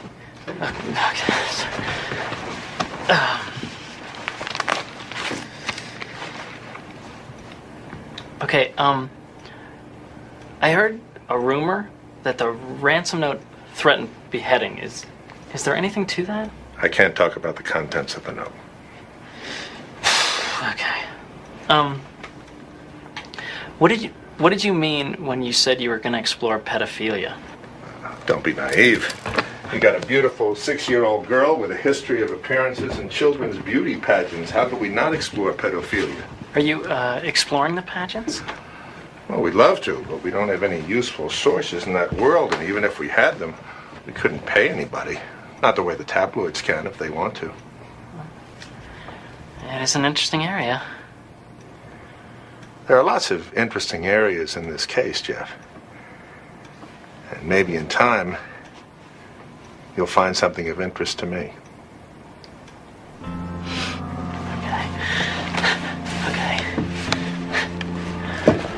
Boulder Police asked the FBI Child Abduction and Serial Killer Unit to review the conditions for a Ramsey interview. The FBI's conclusion? The conditions were unacceptable.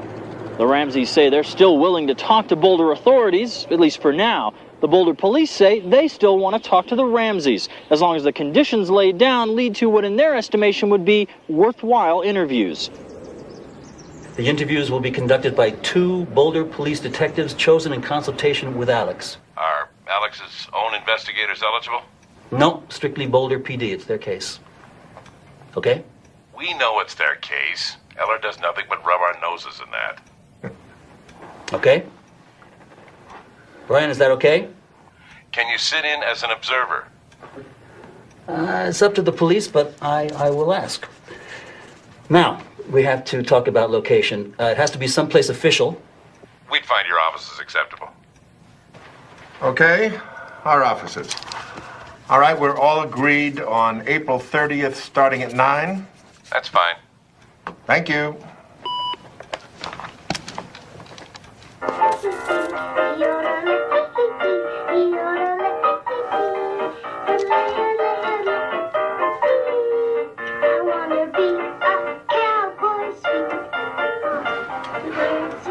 Four months of work for one interview. The autopsy report shows pineapple in the small intestines. Patsy told Art that the last thing JonBenet ate was cracked crab at the Whites. Whereas this autopsy report shows that she could have eaten that pineapple later than that. Okay, let's not mention the pineapple. Just let Patsy lock herself into whatever story she tells.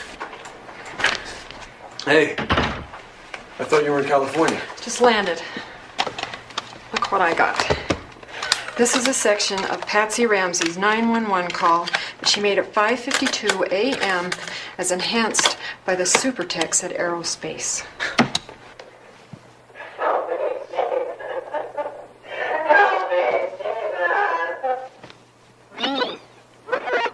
Who's that?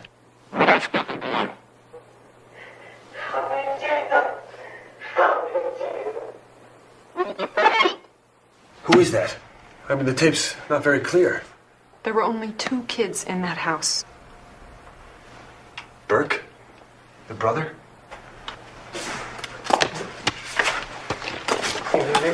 When they find her missing, they check Burke's room because sometimes she sleeps there. Right, but she wasn't there. And they say they don't wake him up until around 7. Okay, let's see if Patsy or John mentioned this to anybody. Check that out.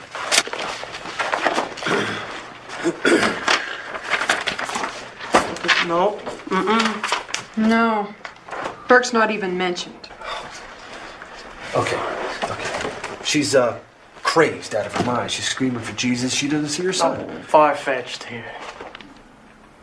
But John answers him. Which means that he sees him and hears him. I mean, why didn't John tell anybody? And I can't wait to see the look on their faces when No. No hint that this boy's voice is on the tape.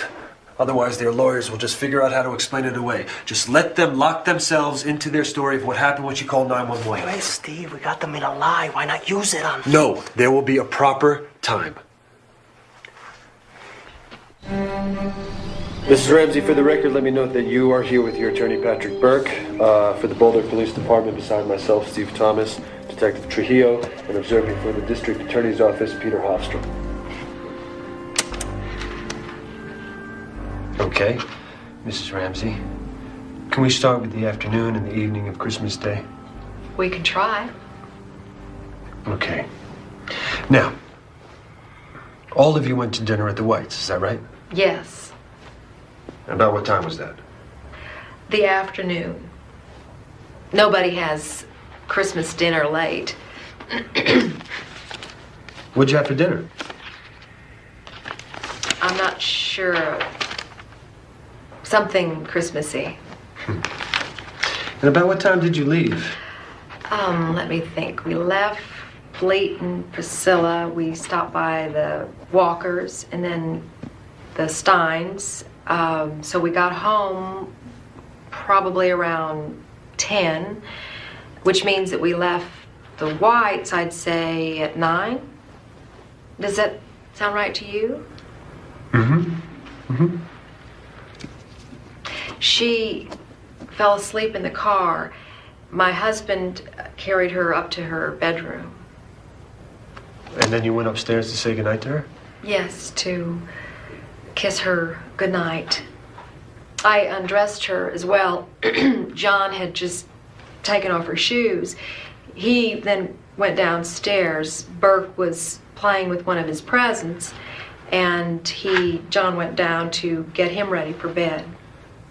Did JonBenet wake up? No. Not even when you undressed her? Kids sleep through that all the time.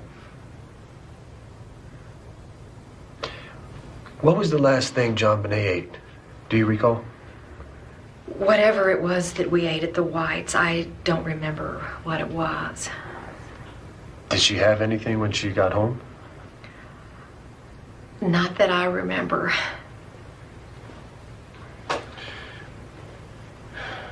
On the morning of the 26th, you said you got up around 5:30. What did you wear? A red sweater and black slacks. Here's a photograph taken of you at the Whites from the night before. Do you see anything unusual in it? No, not really. You see that I'm wearing the same sweater and slacks. They were just lying right where I left them the night before, so... Then you checked JonBenet's room. And she wasn't there. And you said you went downstairs to look for her and you found the note. Then you ran upstairs to Burke's room. Do you recall that? Is that what I said? It must be so. Well, you also said that when you first got up, you stopped at the second floor to wash something, then you went downstairs, found the note, and ran up to JonBenet's room. Can you tell us which one it was? I don't remember. Either way, she wasn't there. She was gone.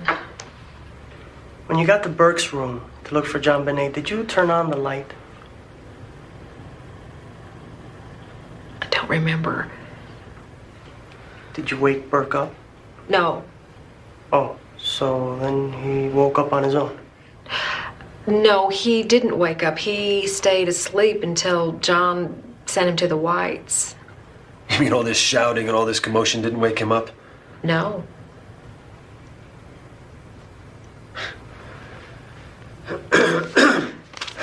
Mrs. Ramsey, how do you feel about the fact that handwriting experts believe that you wrote the ransom note? I didn't know that. Do people believe that? Oh, why do you think the handwriting on the note looks like yours? It looks that way because it may have been written by a woman.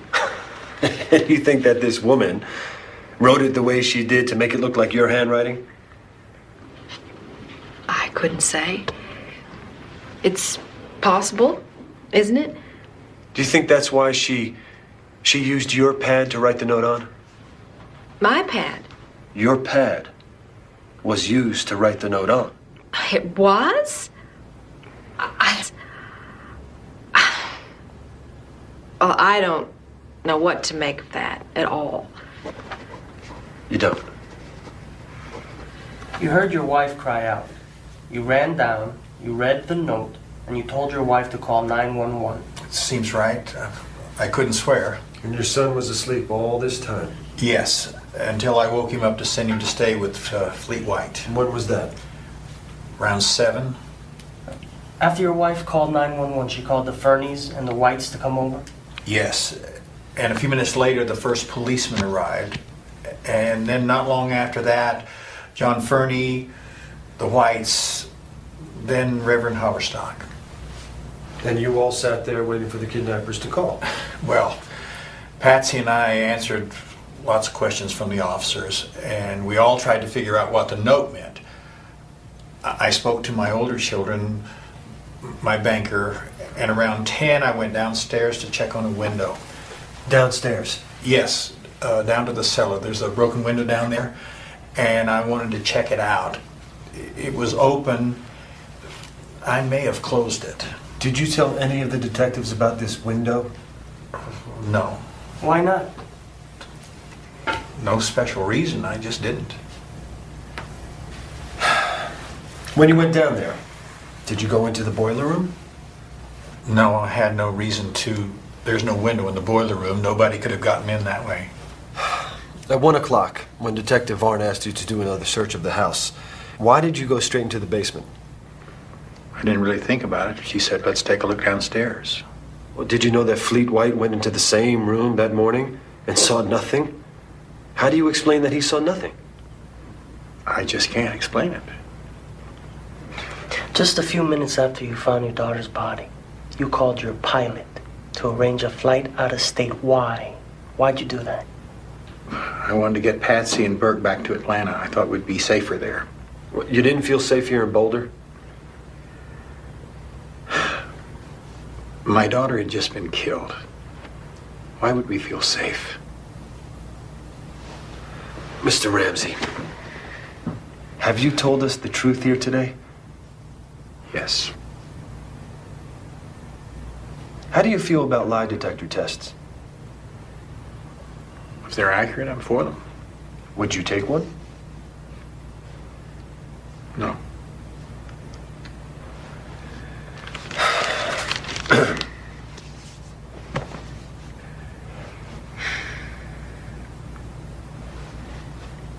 Did you kill your daughter, Mr. Ramsey?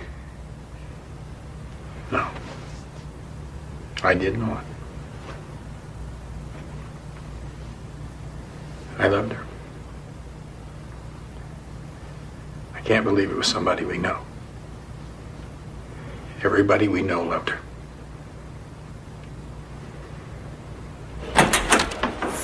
You need to relax, man. All right? Here, take some aspirin, man. Relax. He didn't kill anybody.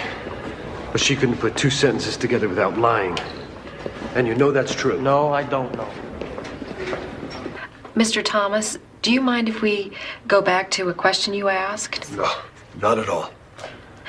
During the break, I remembered what JonBenet last ate at the Whites. It was cracked crab. Nothing else? Nothing when she got home? No pie, no ice cream, no candy? No, she was asleep. Mrs. Ramsey, how would you feel about taking a polygraph? You mean a lie detector test? Right. I'll take 10 of them. I'm glad to hear that, ma'am.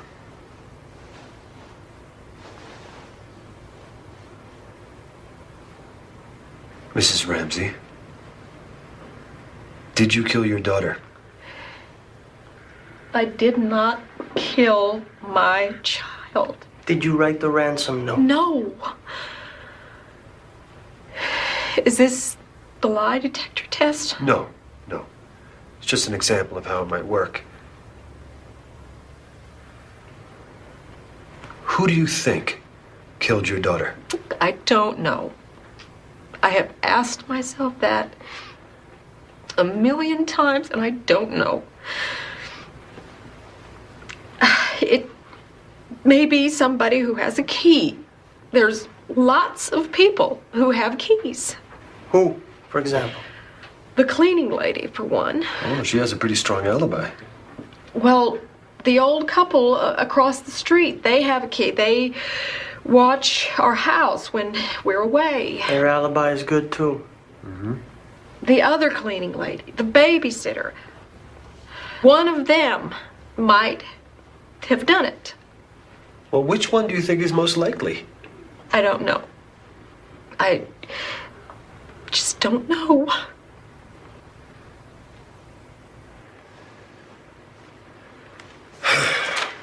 Mrs. Ramsey, do you feel that the person who killed JonBenet deserves a second chance? A second chance? Pity. Forgiveness. Oh, God, no. No. Thank you, Mrs. Ramsey. Ostrom.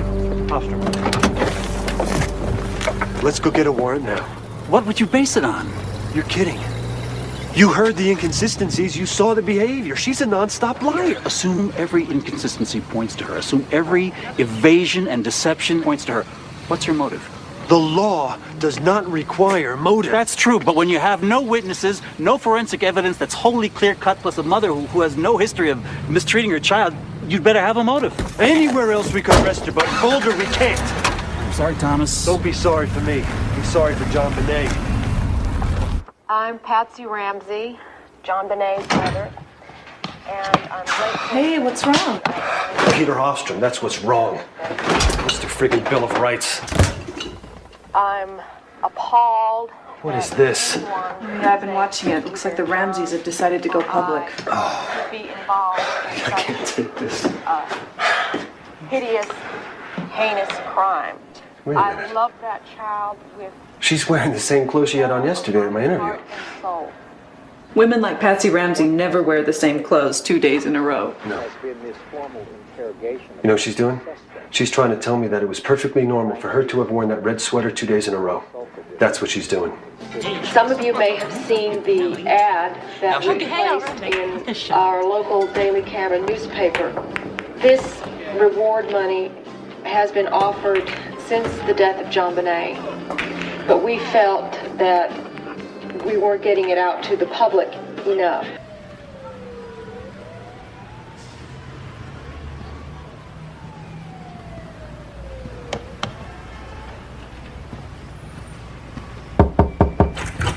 Mr. Ramsey, your attorney's just called. There's something on TV they'd like you to see. Thank you, Melinda. John Ramsey declined to elaborate about who may have authored it. Today's Rocky Mountain News includes details of the note from an anonymous source. Included, the note was reportedly from a small foreign faction. The news reports the note was directed at John Ramsey saying, "The two gentlemen who have your daughter don't like you. And we respect your business, but not the country it serves." The Rocky says the note finished with the acronym VICTORY. He didn't say it. He wasn't the source. I've heard. But I do think it's fair to say that this program has become the program of record on the Ramsey murder investigation. Anything that has happened, we have conscientiously reported it to you. Although we have remained open-minded. Look at Jennifer Kay. She believes Patsy incapable. The program has remained open-minded. We understand anything is possible under the sun. To the best of our knowledge, however, there is no real evidence in this case that points in any direction other than straight into the faces of John and or Patsy Ramsey. We hear now about footprints in the snow we've never heard of before.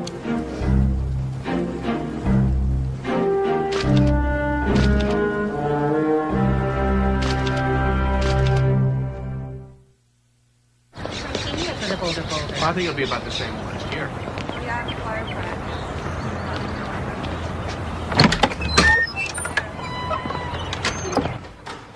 To tell you the truth, sir, I've been thinking about converting ever since I was in high school.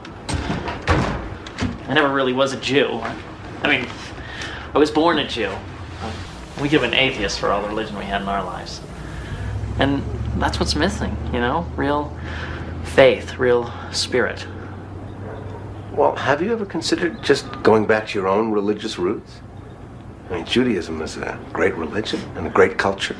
Well, sir, all my friends are Christian. And whenever they'd take me to church, I would feel so great.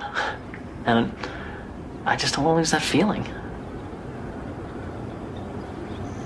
All right.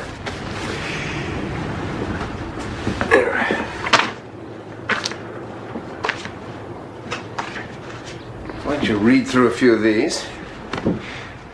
Come to our seminars, come to our services, and we'll sort of go a step at a time, huh? Learn about one another, okay? Okay. Thank you. Thanks a lot. For the sake of your Son, Jesus Christ, have mercy on us and forgive us, that we may delight in your will and walk in your ways, for the glory of your name. Amen. Please, please. Almighty God, have mercy on you, forgive you all your sins through our Lord Jesus Christ, strengthen you in all goodness, and by the power of the Holy Spirit, keep you in eternal life. Amen.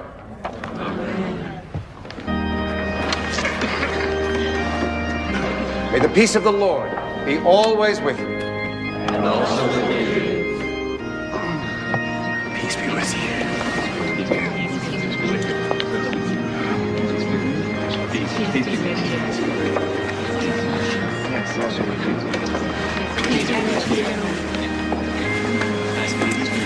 Peace be with you. Peace be with you. Peace be with you. Peace be with you. Peace be with you. Peace be with you.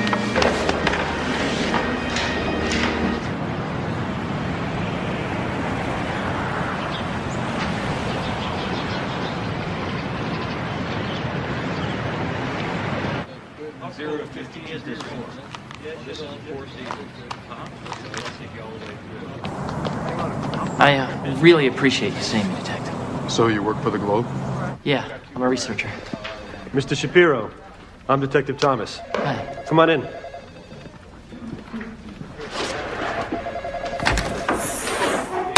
Mind if I pat you down? You're not going to find a wire or anything like that, are we, Jeff? No.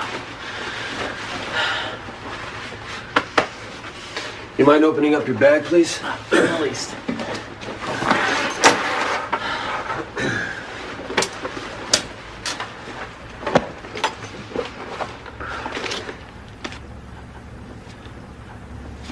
I got the rope at the Army-Navy store and the books from the library. Why do you think this cord means something? I believe that is a match to the one that was found around JonBenet's neck. Well, how would you know that? Well, the Globe published the autopsy photos, which I thought was morally reprehensible. Just by looking at a photo published in a tabloid, you decided that this cord was a match. Yeah, as far as I could see, yes. In 1872, when Spain colonized the Philippines, they used the garrote to execute the natives? I'm lost here. Is JonBenet killed because she's a Philippine revolutionary? Look, John Ramsey was stationed in the Philippines at Subic Bay. He would know about the garrote. You got any other bright ideas? Autoerotic asphyxiation. Take a seat. Sexual pleasure can be enhanced when you cut off the oxygen supply. Jeff, autoerotic asphyxiation means that you cut off your own oxygen supply. How does that fit in here? He's just another homicide groupie. He just wants to sit with us. Jeff, why don't you go back to your little tabloid, turn on your computer, and go into one of those chat rooms. Your theory doesn't fit. Alex Hunter seems to think it fits. How do you know that? He told me. You talked to Hunter about this case. Almost every day. I mean, sometimes I spend hours in his office. Bull. Well, what else do you and Hunter talk about? You name it. Other interesting possibilities. We just sit around and hash out different theories. Which are what kind of theories? Variations on the intruder possibilities. Jeff, you're beautiful. I'll tell you what. You have another good idea? You come to us. You might get better action. The majority of Boulder police officers have long distrusted Alex Hunter and his staff, but now with the media putting the spotlight on Boulder, Colorado, it's only made it Eller's making us look bad again. It's a big problem. God, I hate that bastard. First he withholds evidence from my office, and then his boys leak what's been withheld so they can give it a little spin. Son of a bitch. Is there anything I can do? Like what? I mean, should my paper, do some background on Eller? You know, there may be something here in his resume. A couple of years ago, he worked for the police consortium, and there were rumors. What kind of rumors? That he had to leave his job early because of some, sexual harassment stuff. If that is true, that is some story. That's what I keep telling people.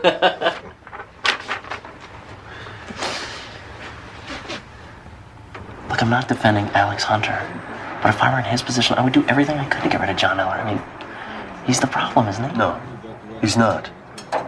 Eller's a cop's cop who won't kiss Hunter's butt. Hunter is the problem. Hunter's a slimy politician who can't stand it when people like us want to put murderers. Let me ask you a question, Jeff. Is your loyalty in the DA's office, the police department, or the Globe?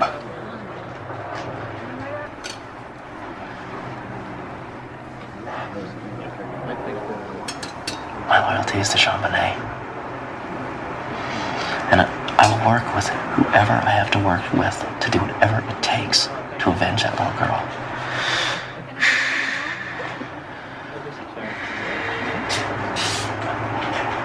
Do you believe in God, Steve? Sure. Well, I believe that God chooses a path for us all. And mine has been chosen. That's why I'm here. To help. To help you.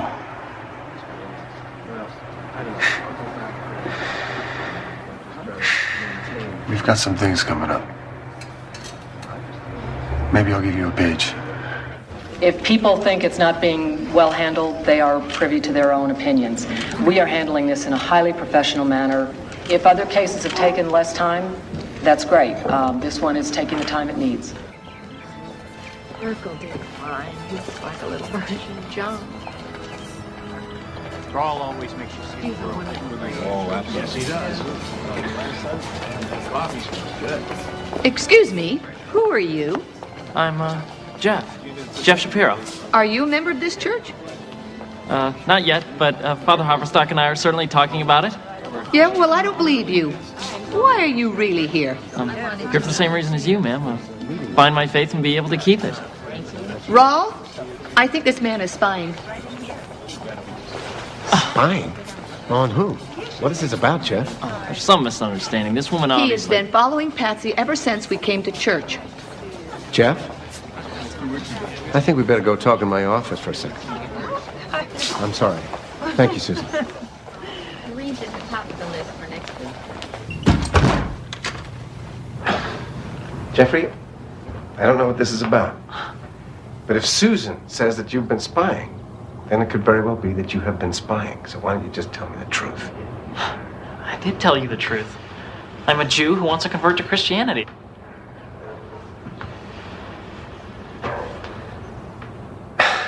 I'm afraid I'm going to have to ask to see your driver's license.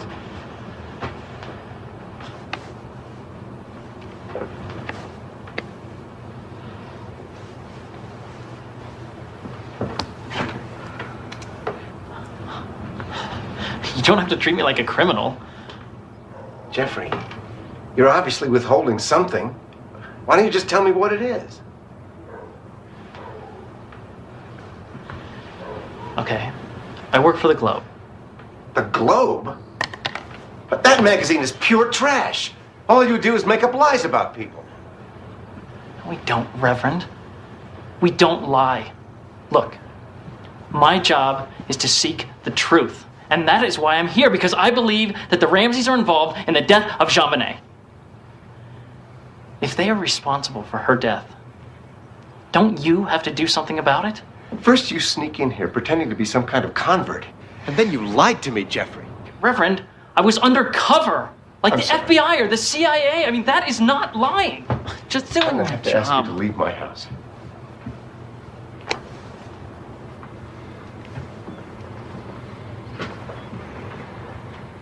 If you can help the Ramseys, why can't you help me?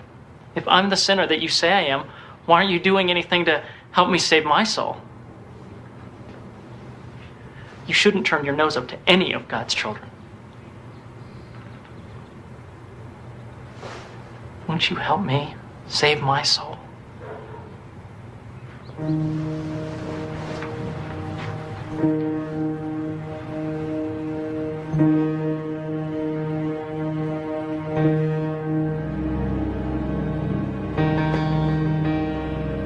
Let us pray together.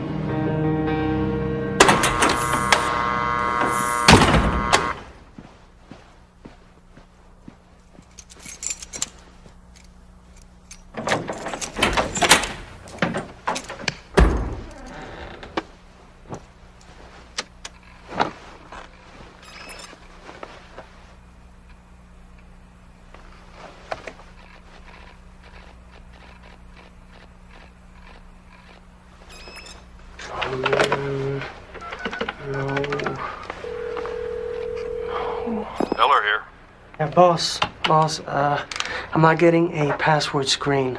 I rebooted it 3 times. I think somebody broke into the system. Yes, I'm saying you had somebody break into the war room and tamper with Trujillo's computer. What the hell's the matter with you? You know we don't have a key to Trujillo's office. How in the world would we have gotten to his computer? I don't know. I just know you did it. And everyone else is going to know it, too.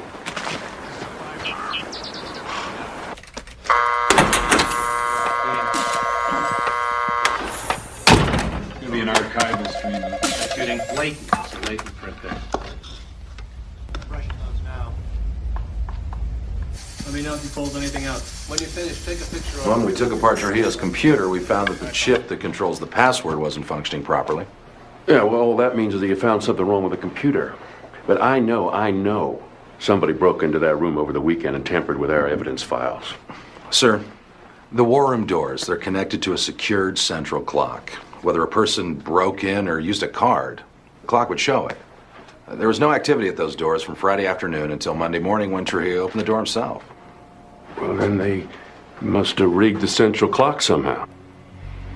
We don't believe there was a break-in. They broke in. Look, they'll do anything to sabotage our case. Anything. No, Tom. I believe in loyalty as much as the next guy, but John Eller's getting crazy. No. They must have rigged the central clock. What was that about? What's coming next? Black helicopters? Little green men from Roswell, New Mexico? For the last 6 weeks, all he could do was focus on the Ramseys. Now he's focused on my office. I implore you, get him off the case. Isn't it possible that you're also taking this too far? Isn't it possible? If Eller keeps on like this, we're gonna blow it. And if that happens...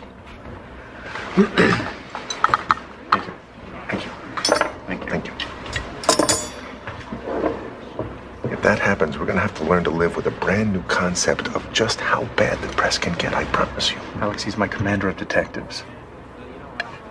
Look, I won't talk about this anymore. Let's just change the subject. Let's move on, all right?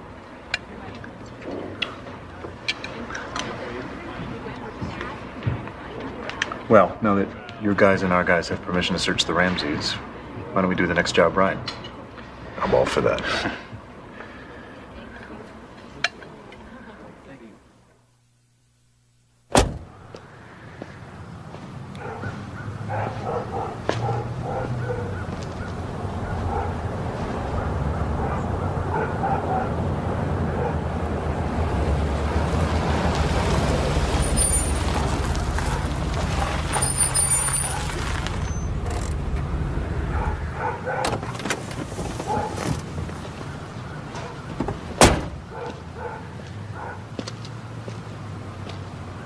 Mr. Ramsey, Lou Smith. Oh, yes, I saw you in the DA's office when we gave our interviews in April. Yeah, I wrote you a letter a couple of weeks after that. I remember. You asked me to get in touch with you. I didn't I? Well, sorry about that, but, well, you know how lawyers are. I'm sure your attorneys are just trying to do what's best for you and your family. And now we're moving back to Atlanta. How do you do, Miss Ramsey? I'm Lou Smith. Hello? Patsy, this is the detective that Alex Hunter hired. Remember, he wrote to us.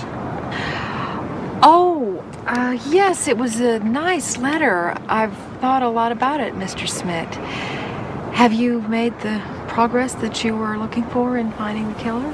Not as much as I hoped. But there's always new information coming in. If we stay here talking in the street, we're going to get hit by a car. Or a camera. Can I suggest you join me inside my van? Of course, if your lawyers would object to that, I guess we could talk another time.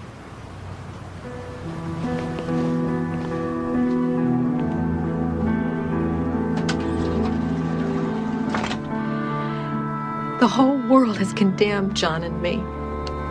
Yet somebody did break into my house and kill my little girl. Who was that somebody? I gave the police a detailed list of all the people that it might be, but I really don't know who to suspect first. Do you really think you can solve this? You solve a murder with evidence. If the right piece of evidence exists, I'll find it. Every day I stop here and pray for JonBenet. And every day I ask for God's help in solving this crime. Amen. Would you say a prayer with me now?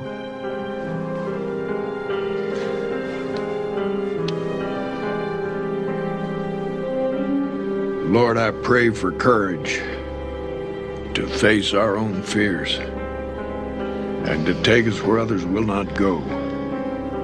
And through it all, dear Lord, please be by our side. Please, dear God, please. Lord, let this nightmare soon be over. Amen. Amen. Amen. Amen. And I laid on him. Why don't you just give us a pubic hair sample now that we're here? I says, no way! No! Listen, we found an air taser stun gun whose prongs match the spacing on the marks on her body. Doesn't that interest you? No, it doesn't. Look, if you want to keep looking for an intruder, go look. Nobody's stopping you, man. Hey, we're just trying to let the evidence lead us. Rather than fall in love with the theory. Oh, theory, hell. We've been looking at people for over 8 months. It's a Ramsey, pure and simple. And when we put him in the box, we'll prove it. We'll buy you lunch. Sue, can you give us a check, please?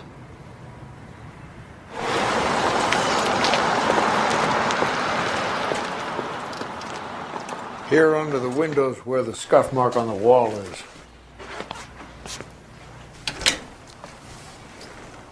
Yeah, there's no question somebody could have left from this window. The coroner found cellulose in the child's vagina. Could have come from the broken ends of the paintbrush stick. The sexual assault could have taken place here, right outside the wine cellar. And the garroting, too. Okay, she's being assaulted with Patsy's paintbrush. Maybe at this point that JonBenet screams. Hey, Lou. Look at this duct. If the girl is over there... And she screams. The scream goes directly outward to the street, while at the same time it goes upward to the master bedroom 3 flights. I'll wait while you get upstairs. Give you 30 seconds, then I'll whistle. Sure. Then go outside and see what you can hear from across the street. Hey, where are you going? What the hell are you doing? Shh.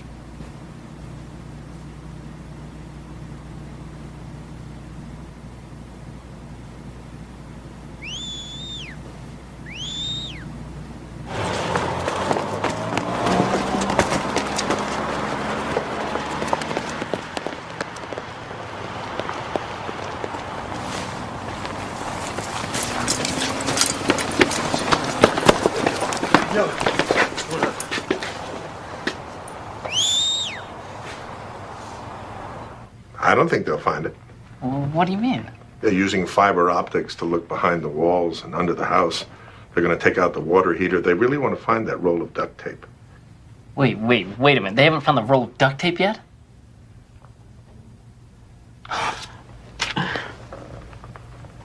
Okay. And the ransom note, what time did it say that they were supposed to drop off the money? Let me check. See, where's my copy of the note? Let's see. Here it is. They said they'd call between 8 and 10, and they didn't. Oh, my God. Oh, come on. You're not going to let me see the handwriting? I think not. Oh. Sorry. Oh. Sorry, Alex. I got to run. Something important came up. Not as important as the ransom note, eh? Ta-ta.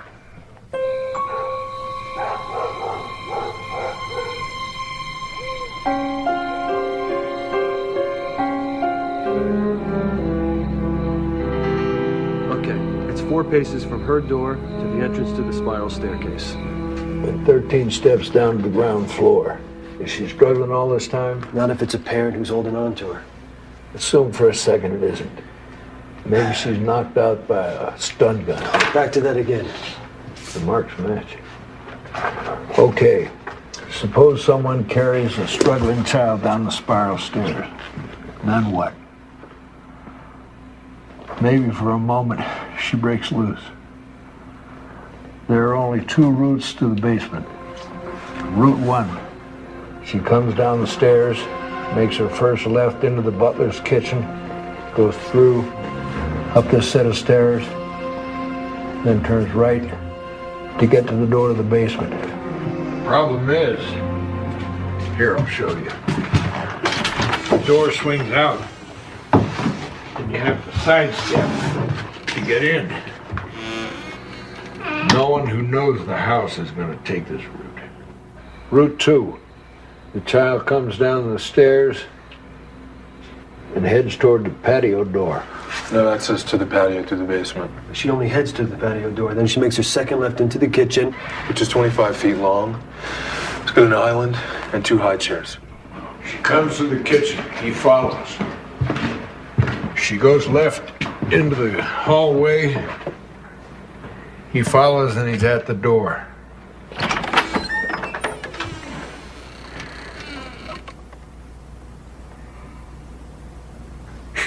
An intruder never finds a light switch.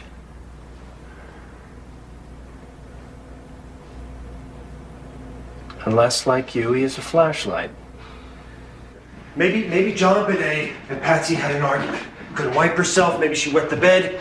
Maybe they weren't upstairs at all. Maybe she sneaks down into the kitchen to have a snack, sitting right there, eating some pineapple. You're saying this thing starts out as an argument and this woman ends up killing her child. In a rage. Patsy hits her in the head, maybe with a flashlight. We found a flashlight right here on the counter. Here, look at the picture. Then she thinks the child is dead. How could she face the horrifying idea that the whole world would see her as her child's murderer? An accidental murder turns into a premeditated cover-up. If it was an accident, why not do what other abusive parents do? Take her to the hospital and say she fell down the stairs. If Miss Ramsey was together enough to engage in a cover-up with a ransom note, she was capable of seeking help. The intruder's been in the house for hours waiting for the family to go home. He's already written the ransom note. He knows the place by now, and it's a straight line from the bottom of those stairs to the boiler room. So he took JonBenet down here, and he closed that door. He closed it so he could be alone with her, so he could molest her. I don't buy it. If the intent was to molest her, why not leave the house with her? Why stick around, then write a ransom note if the intention was not kidnapping but molestation? I don't have all the answers yet. Trip, let me see some of that rope you have. Hold it, will you? Sure, I will. First, place the noose around my neck. What? Around your neck? Then make the garrote. Do it from behind. She had to be face down because her hair was caught in a knot on the stick. You ready? Don't forget, I've already been hit over the head. I'm unconscious.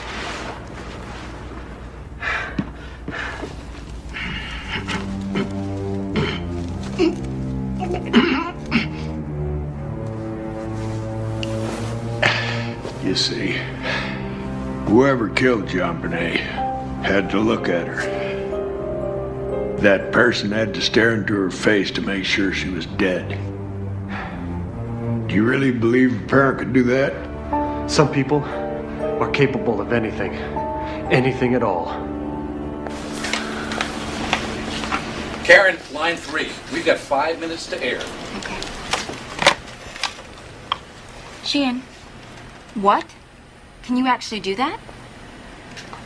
Okay.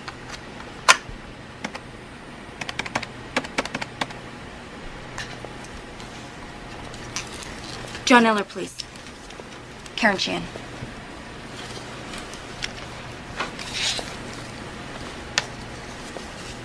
John, is it true you're hiring your own lawyers on the Ramsey case? What does it matter who told me? Is it true? Is that a yes-no comment or a no-no comment? The public knows nothing but the police version. And in the police version, we did it. We have to counter that. John, you've already run some ads. All they did was offer a reward. This one gives a profile of what the killer might be like. Now, we can get solid tips from a profile. What if nobody comes forward? Then I lose a few dollars. No. If nobody comes forward, then you give the police and Hunter the best excuse they need to summon a grand jury, and we don't want that. If you or Patsy are called before a grand jury, there's nobody to defend you. Your lawyers are not allowed to cross-examine any witnesses. If they ask you a question that you don't want to answer, you have to take the fifth. You do not need that, John.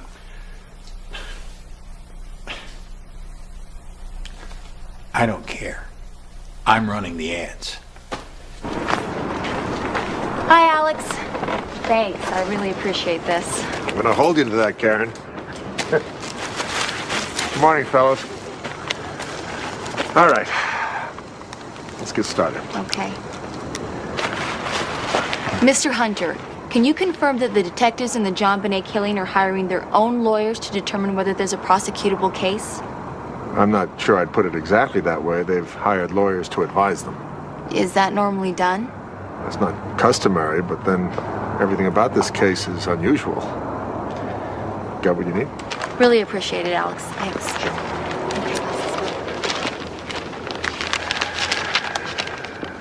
An open letter from John and Patsy Ramsey. Not only are John and Patsy Ramsey placing full-page advertisements in Boulder's newspaper, they're distributing thousands of flyers which are being placed in mailboxes throughout the neighborhood where they lived. With me today is Greg McRary, a former FBI profiler and now a leading consultant to investigators throughout the country. Mr. McRary, are you saying that the Ramsey's ad campaign is useless? No, but there are some problems with it.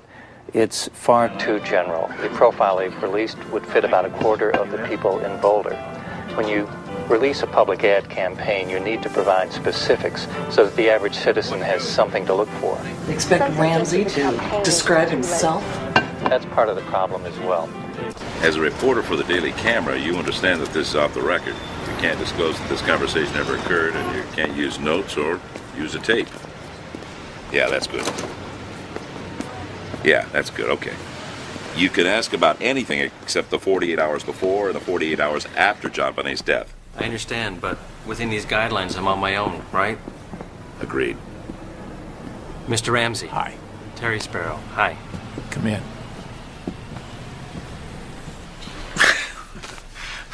I was really kind of boring as a kid. I didn't much like sports, wasn't into drugs, didn't really drink. I guess I just liked solving problems and making money. I still do. Do you mind if I ask a question or two about your sex life? Oh, Mr. Sparrow.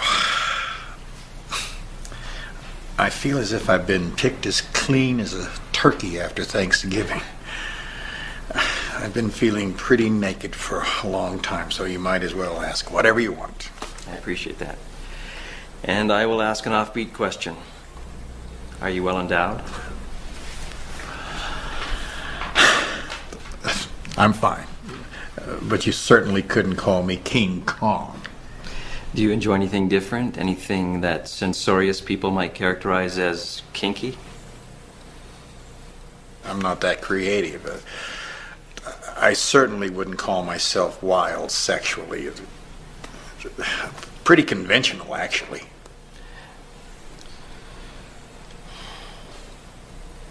Did JonBenet ever make you angry?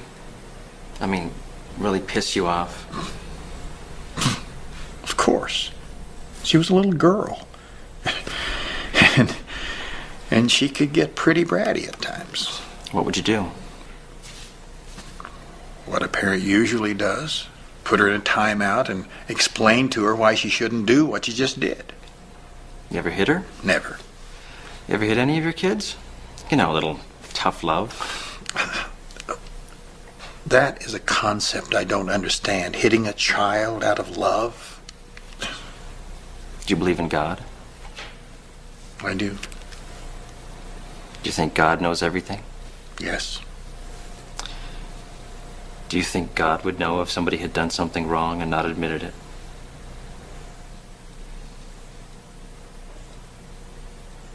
God would know. Yes. God would know. If you want to believe the deed was committed by an outside intruder, then you have to recognize that this criminal chose some hour late in the evening of Christmas Day to enter the house, a time when the parents were sure to be home, and which multiplies his chance of capture. What do we see? Somebody who kills a child, but cares enough about her to place her on her own blanket? Which criminals do not do. Isn't garroting a style of killing usually associated with criminals? Yes, it is. Has your unit ever come across a case in which a parent garroted a child? No. Keep in mind, you can't judge the behavior of people who've been through a traumatic loss by an act of violence they've committed themselves. We've seen every response under the sun. Well, where are we then? You have no hard evidence that an intruder entered the house. Are you saying the Ramseys killed their daughter? I'm saying that the child's dog just happened to be at the neighbor's house that evening. Who but somebody close to the family would know that? What about the open basement window? Even more important, what about the missing roll of duct tape? The rest of the cord? Only an intruder would have removed those items for fear of being identified through them. We said no hard evidence. I've got a couple of questions for you, sir. Do you have any hard evidence that one of the Ramseys killed their child? And if so, which one? Our conclusion is that as of today, there isn't enough evidence to charge anyone. There are things we believe we still need to do. Says who? The DA's office? Says the FBI and our lawyers. Well, what's going on? I thought you were supposed to help us. Well, you hired us to determine if you had a prosecutable case. Now, as a lawyer, I'd like to know if the same person who hit that child on the head strangled her. Frankly, I don't even know which action came first. All right. Look, first thing. We need to look over the videotapes we made on the murder date of all the cars parked around the Ramsey house that night. We need to check out every one of those owners. Next, we got to start interviewing all the registered sex offenders in our files who don't have ironclad alibis for Christmas night. Plus, their family, their friends, their lovers, their bookies, their bartenders, their drug dealers, their parole officers, anybody that might give us a usable tip. We need to re-interview Fleet White. And finally, we need to re-interview the Ramseys themselves. And how are we supposed to manage this? Wait till Hofstrom sets it up? If that's what we need to do, that's what we need to do. Mr. White, did you actually see Mr. Ramsey pull the tape off her mouth, or was it already in his hand? I saw him pull it off. No, wait. Maybe he already had it in his hand, loose. Did you see him untie the cord? It happened so fast. It was like watching a speeded up film. I'm sorry, I can't separate the movement for you. Was she lying on a blanket, or was she covered with the blanket? Yes, a white blanket. Maybe covered. I already told you all this. Why are we going over all this again for the 17th time? Why haven't you arrested somebody? We are just trying to confirm, Mr. White. Treating me and my wife as suspects and refusing to exonerate us for months on end. And then when you finally say we're not suspects, why couldn't you just say that we were cleared? Why did you have to hedge like that? Do you honestly believe that I killed my best friend's kid? I promise you, we wanted to clear you. Well, then why didn't you? We weren't responsible for the wording of the release. What do you mean, wording?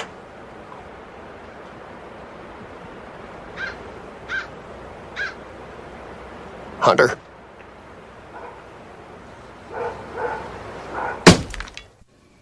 Look, Alex Hunter thinks that Patsy Ramsey did it too.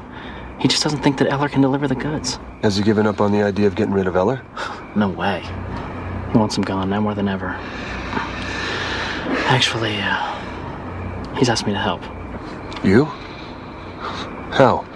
He wants me to look into some rumors, and if the rumors are true, he wants me to write a story. What rumors? I don't know. Sexual harassment a couple years ago at the Community Police Consortium. Alex Hunter asked you to look into that? Uh-huh. And do a story for the Globe? Yes. He hates Eller. But don't worry, nothing's turned up yet. Right. This little punk is just trying to impress us how close he is to Alex Hunter. He's pulling our chain. That's not true. I'm close to Alex. Well, Jeff, if you're so close. Give him a call at home. Now. No. See? He's pulling our chain. Dial him. Come on. Dial him up. Now, Jeff.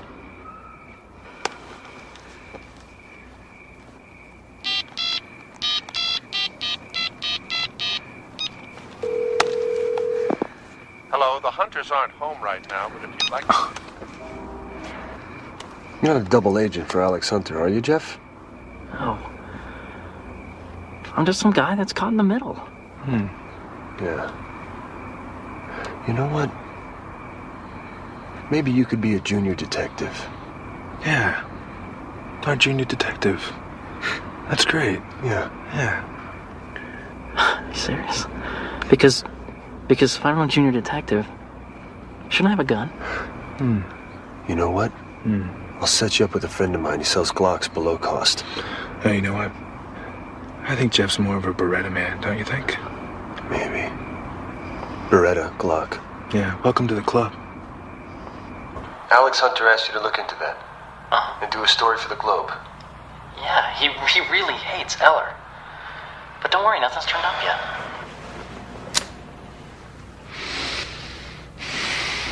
So what did you have in mind for this? Well, sir, we thought that when you play this for Hunter, he might see his way clear to Stepping down? Why would he do that? Well, he asked a tabloid reporter to smear Commander Eller. Oh, well, maybe I missed something. Why don't you play me the section where Mr. Hunter asked Jeff Shapiro to smear somebody, anybody? Because what this tape shows are two detectives who are so bent out of shape with loathing for the district attorney that they're going to rely on a bottom feeder like Jeff Shapiro to plan a little blackmail scheme. That's what this is, it's a blackmail scheme. It's the truth. I don't care if it's the truth. My detectives do not plan extortion. Not if they want to stay in this department.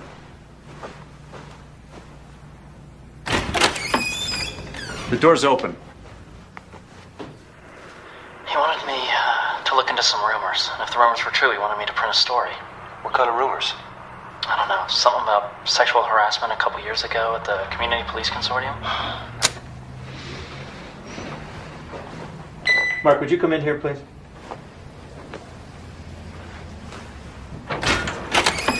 Close the door. Mark, I've informed Mr. Hunter that effective immediately, you're going to take over supervision of the JonBenet investigation. All right. And John Eller will stay on as chief of detectives. And the police operations will be run from here, not the joint war room. Is that all right with you, Alex? That's fine, thank you.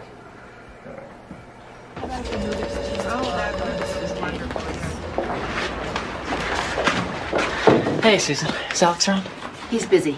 Oh, could you just slip me in for one quick minute? I don't think so. Okay, I don't mind waiting. Jeff, he's not going to see you today. Oh, okay, could you check his books and tell him when's a good time? Look, there's not going to be a good time. He doesn't want to see you again. What are you talking about? Sorry, Jeff. Come on, Susan. I don't want to be the one responsible for you losing your job because you didn't let me see Alex today. Go.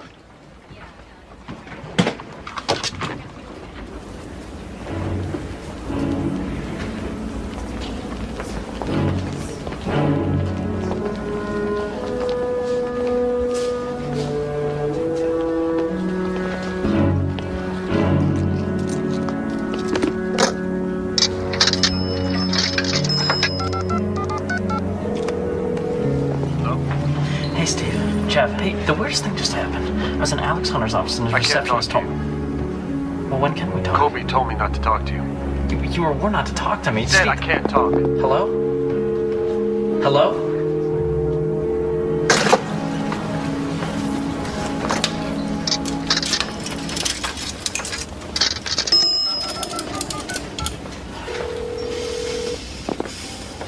Hello? Hey, Steve. Jeff. I think we must have gotten cut off. Look, I wouldn't take... Hello? Hello? Now keep pushing to get the Ramseys in for interviews. You do it in your first statement, and you keep doing it, okay? So no matter what question you're asked, you see, I can't answer that until the Ramseys talk, okay? Or meet with us. Right, all right. Now what you got to get across is, Mr. and Mrs. Ramsey, if you don't cooperate, Not only can't we solve this case, somebody's going to demand a grand jury. Raise the temperature. But don't be nervous. Is that a new suit? Looks good. First, we have reviewed and updated a case management task list to identify and assign tasks that need to be completed as part of this investigation. When I first took over, there were 72 tasks on my to-do list. The most important remaining task is to re-interview the Ramseys. Have they agreed to that? We put in a formal request last week. Mr. Beckner. We're waiting for a response. Mr. Beckner, why is it necessary to talk to the Ramseys again? Because we haven't spoken to them in 6 months. And during that time, we've had to contend with lots of new questions regarding lots of new information. Are they still part of the focus of your investigation? Are they suspects? We've not named any suspects. Ramseys do remain under an umbrella of suspicion, which is why it's critical that they speak with us. Is it true that you've asked the district attorney to impanel a grand jury to investigate the murder? Yes. A grand jury is always an option. I understand the press conference was designed to put pressure on the Ramseys, but it's borderline unethical to convene a grand jury in this situation. What will you present? You don't have enough for a case. I'll go even further, sir. I don't believe either John or Patsy killed that child. It won't take a grand jury very long to figure that out. You'll end up with egg on your face. I'm not wedded to the concept, Pete, but let's face it, the Ramseys haven't talked to anyone for 6 months. Hold it. We're officers of the court, and that's not a valid reason to convene a grand jury. Our policy can't be the end justifies the means. Especially if they're innocent. Silent night, holy night, all is calm, all is bright, round the Virgin Mother and Child. You'd think that the governor of Colorado would have something better to do than listen to Fleet White. How dare he insist that you be removed from the Ramsey case? How dare he? I wouldn't worry about it, Alex. As long as we keep investigating. Romer won't do anything. The governor's a politician, just like you and me. Well, what if we can't climb out of this big bog? Yeah, glug glug. Well, maybe there's hope. I heard John Eller's quitting. Can that be true? Yeah, well, Linda Art is suing him, Larry Mason's suing him, so why stay? Tell you the truth, I'm thinking about leaving myself. I'm so tired, Alex. And Mason and Art are also suing yours truly. And the rank and file hate me now. Everybody at the police station hates me. And apart from you, I've got no allies left in Boulder. But I'm not going to leave till the end of the year. Not until the Ramsey case is finished. You think this will be done by the end of the year? You're dreaming. Who's being defeatist now? You know what we have after 13 long months? Suspicions, indications, hints. We even have a few new clues. What we don't have is evidence. Oh, God. You know, I envy you and Eller. I do. I'm caught between a rock and a hard place, and it's crushing my head.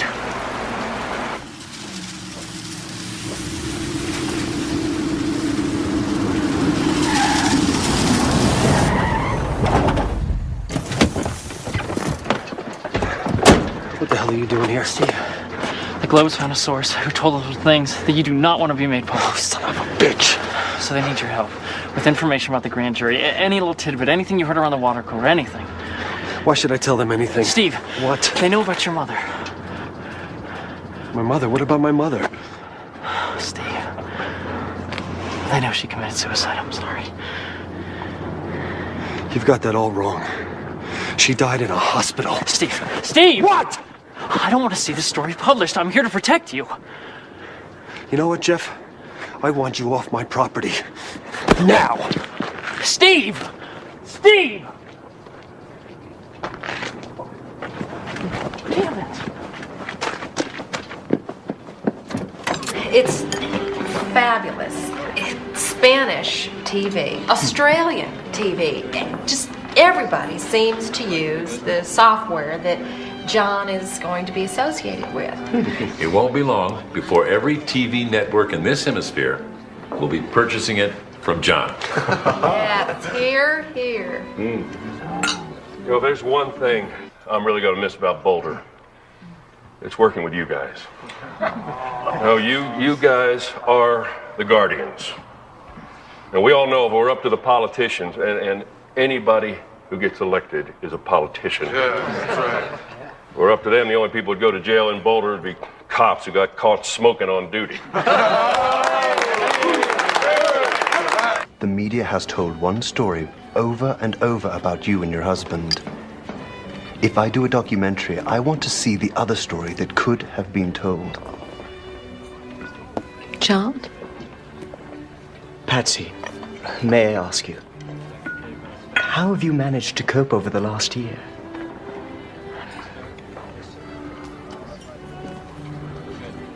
Are you a believer, Mr. Mills? I am. In my darkest moments, I turn to God, and He sustains me. Without His grace,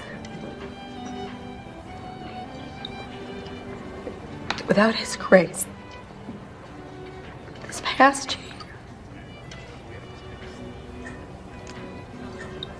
our past year, this past year. If you could excuse us.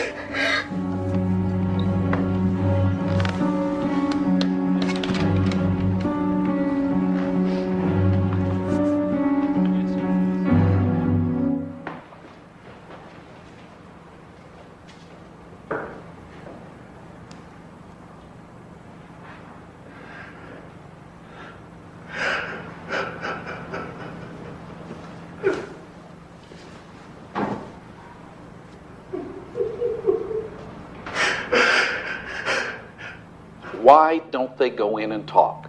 Because the police have made them out to be worse than Eva Braun and Hitler for the last 15 months. And the Ramseys believe that even if they talk until they're hoarse, the police will continue to leak falsehoods to make them appear guilty. I don't suppose it's occurred to you that they may be guilty. But does that really even matter anymore? I mean, perception is reality, and the world perceives them as people who have stonewalled police from day one about the murder of their own child. John, you didn't have to fly here to deliver a letter. You can give it to Alex Hunter, or you can throw it away. The one thing you can't do is change a word of it.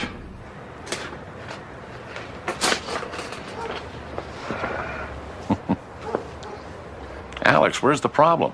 He's offering to have everyone in the family submit to interviews. They'll talk for as long as you want, no conditions. Why aren't you smiling, Alex? You have the store now. There's one condition implicit in his letter. That my office does the interviews. You find that so unreasonable? I can't conduct interviews for the police. It's their case. Until they hand it over to me, they're still in charge. They're still pushing for a grand jury? Every hour of every day.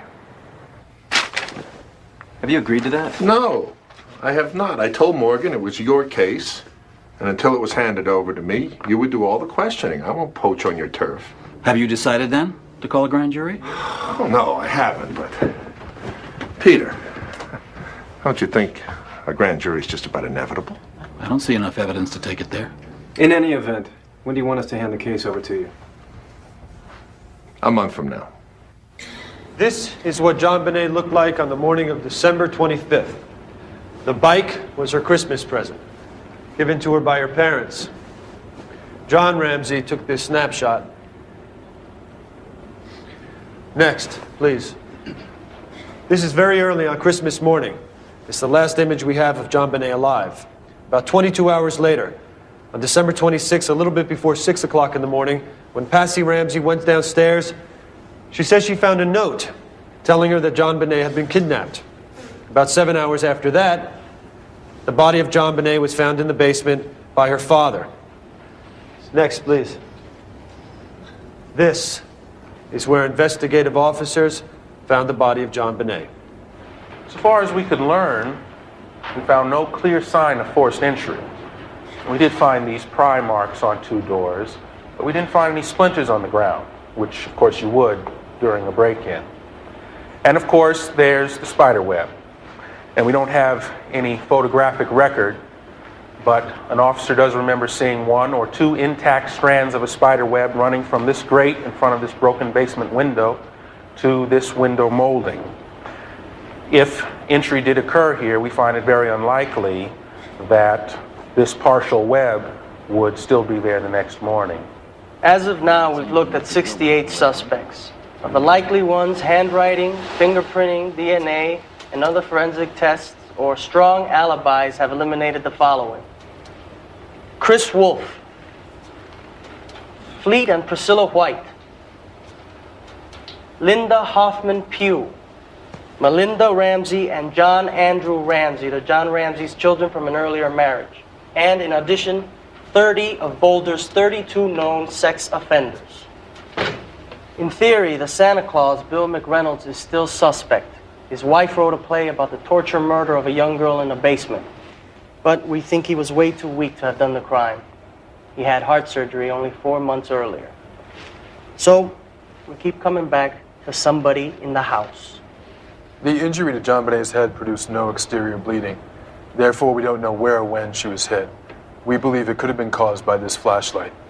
The flashlight, the ransom note, the pad on which the note was written, were all found near each other in this area of the kitchen. Linguistics analysis of the note shows similar phraseology to Patsy Ramsey's previous notes and letters. Yet, handwriting analysis doesn't show that Patsy Ramsey wrote the note. It does show that of all the people we interviewed, she's the only one who can't be eliminated. 4 fibers were found on the duct tape that was torn from JonBenet's mouth. This is Patsy Ramsey on Christmas night. CBI tells us that the 4 fibers from that duct tape are consistent with that jacket. I'm very sorry, but consistent with is not a match. It is impossible to match a fiber to a garment in the way a fingerprint or DNA can be matched to a human being. But wouldn't the jury buy it? They might, for about 30 seconds. Then the defense would show that the fibers could have gotten on the tape like this. Bessie is wearing her jacket Christmas night. She puts the child to bed. The fibers attached to the white blanket. But the police found the duct tape on the blanket. It's called secondary transfer. It is the most common thing in the world. Detective Thomas. Yeah. I'm Michael Kane. Hey. I think that's impressive work you're doing in there. You have a say whether Alex Hunter goes forward. I mean, why would he invite you if he didn't want your advice? Let's say I'm part of the mix. You know what, Mr. Kane? When we started this case, we wouldn't settle for anything less than the death penalty. Then we agreed to accept nothing less than a conviction on murder. Then it went down to a felony conviction. Then, when we met with the FBI, they said an indictment would be a victory. And by the time Eller left, handcuffing would have been a triumph. Now, I'm lucky just to present my case. Think about that. To sum up, these are only some of the reasons why we believe that the Ramseys are the only genuine suspects. The ransom note was written on paper that was torn from a pad that belonged to Patsy Ramsey. The Sharpie pen that was used to write the note was found in a cup next to the kitchen phone where Patsy Ramsey kept all her pens. Patsy Ramsey is the only person that cannot be eliminated as author of that note. The ransom itself, $118,000, is the exact same amount as John Ramsey's bonus that year. The paintbrush, used as a stick to twist the garrote, is linked to Patsy Ramsey. The audio on the 911 tape conflicts with statements made by both Ramseys to the police. Within 35 minutes of finding his child's body, John Ramsey was on the phone with his pilot to fly the family to Atlanta. Moreover, the autopsy discloses vaginal trauma that was present prior to the night of the murder. it is unlikely that anyone outside the immediate family could have done this. And finally, the date engraved on JonBenet's headstone reads December 25th, not December 26th, which indicates to us that the Ramseys knew their child died before midnight.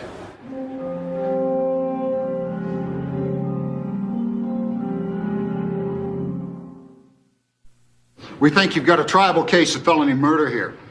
We think you should take it straight to the grand jury. To prove felony murder, we have to show that death occurred during an accompanying felony. What was the felony? Sexual assault. How do we show that? How do we show that, sir? Even if we could prove penetration, we don't know when it happened. Even if we could establish that it happened that night, which parent would we accuse and of which acts? Who tied the garrote? Sir, who carried the child? Who hit her over the head? Can you answer those questions? No, you can't. No, you can't. You don't even have enough for a case. You don't even have enough to indict. So you're not going forward? We are definitely going forward. My office will now interview the Ramseys. And when you interview the Ramseys, just where are the police going to be? I think they're going to find out that it's our case now, not theirs. We will use the police when and where I want to.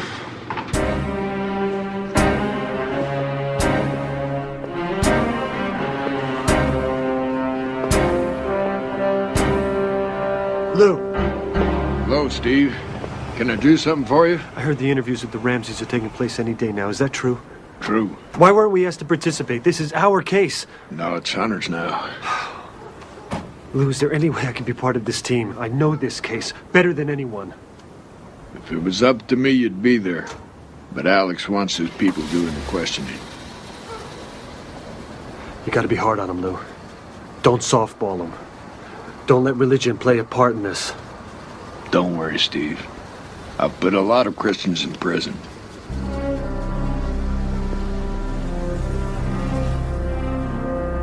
Mrs. Ramsey, when the police interviewed you last year, you were under medication, weren't you?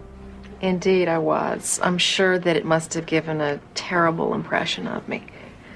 Have you taken any medications today? Yes, but nothing that would tranquilize me. Good. Why don't we get started with what happened in the house? Did you notice if there's anything out of place in this room?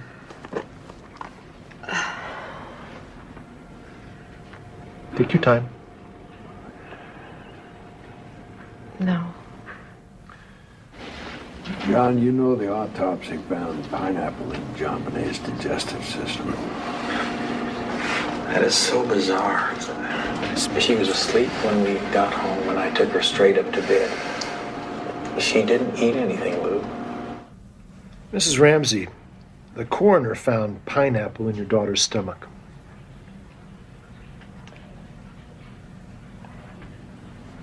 I'm truly sorry, sir, but there must be a mistake. She went straight to sleep. She didn't eat any pineapple. Well, there was pineapple on the table next to your daughter's gingerbread house. And when I got home last night, Mr. Kane, it hit me like a brick.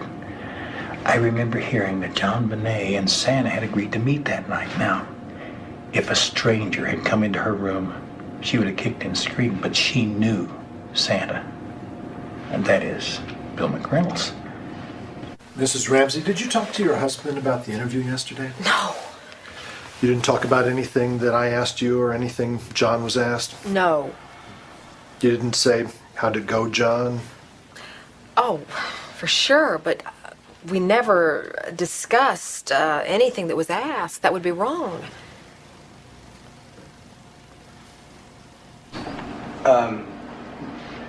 Did you ever own a stun gun? You know, Lou asked me about that a long time ago. Never. Now, I understand that women sometimes carry them for protection. Maybe Priscilla White would know. Shut him up. Ramsey is running this interview. There can't be another voice on the 911. Burke never came downstairs. He never talked to us while I was calling the operator. He was asleep the whole time. Mrs. Ramsey, you told the police that when you found the note, you didn't read it all the way through. Right, only a few lines, just up to the part where they said, "We have your daughter in our possession." I will go to my grave with that phrase in my head. And you didn't read any further before calling 911? I don't think so. It's hard to be sure because I've had to copy it so many times, but on the day itself, I just read a bit. Mrs. Ramsey, what if I told you we had evidence that shows you're not being truthful? Let's see it.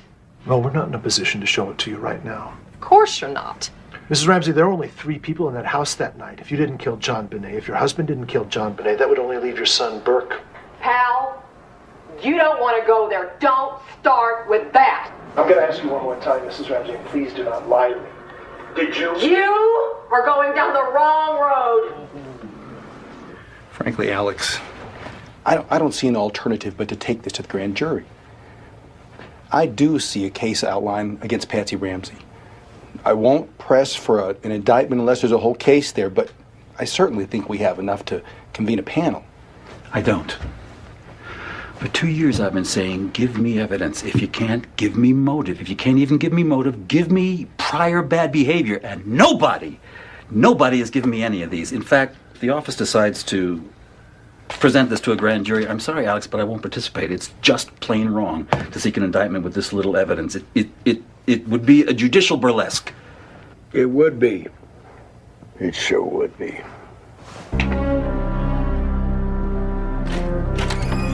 I need to brood on this. Lou, if you weren't so hung up in your damn imaginary intruder, you'd see that every sign screams Patsy Ramsey. You gotta be deaf, dumb, and blind not to get it. All right, you tell me. Why'd she do it? She lost her temper. Just like so many parents in this country, she lost her temper. She got tired of the smelly sheets and the stained blankets. She whacked her kid on the head, saw what she did, and lost her temper. Let me get this straight. This woman, this mother, lost her temper, hit her child on the head with a flashlight, knocked her out, panicked, covered it up by making a garrote out of her own paintbrush, and while the corpse lay in the cellar, went upstairs and wrote a fake ransom note 3 pages long. Why? Because she was embarrassed? That's right. Is that what you want me to believe? I sure do. No way. Not today, not tomorrow, not the day after, never. Come on, you guys. I mean, you're both so obsessed with this case, you can't see anything else. You shut your eyes to any piece that doesn't fit. No wonder this case is such a mess. If I was your boss, I'd fire you both.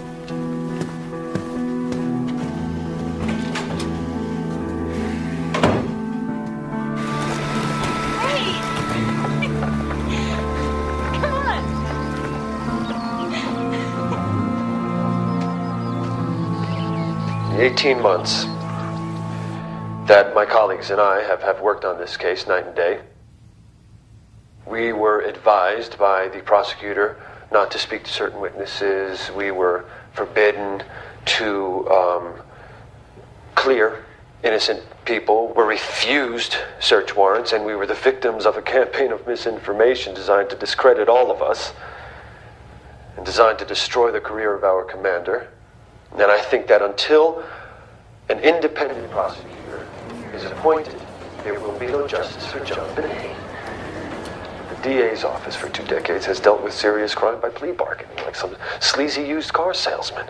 And the detectives never had a chance. Self-righteous. And this is why I've chosen to publicly resign from the Boulder Police Department. Steve Thomas is just the latest on a list of casualties in the JonBenet murder case. In the 588 days since JonBenet's murder, 4 detectives and the police chief have either left the department or left the case. I don't know why the detective said that. I want you to get hold of Bob Grant at the Arapahoe DA's office. Let's talk to him about it. Will you appoint us to the prosecutor? Do you think Alex Luger hasn't been aggressive enough? Just give me a second here, guys. It's a very complicated issue. I really don't have anything to say right now. I will have a press conference in a little while, and we'll go over some things then. Thank you very much. Good morning. I have a brief announcement on the JonBenet Ramsey case. After consulting with all of the Denver metro area prosecutors and the state attorney general, I have concluded that it would not be proper to appoint a special prosecutor at this time. Alex Hunter, district attorney for Boulder County, is going to convene a grand jury within 6 weeks. And 2 of our state's best prosecutors will be appointed to assist Michael Caine in presenting this case to the grand jury.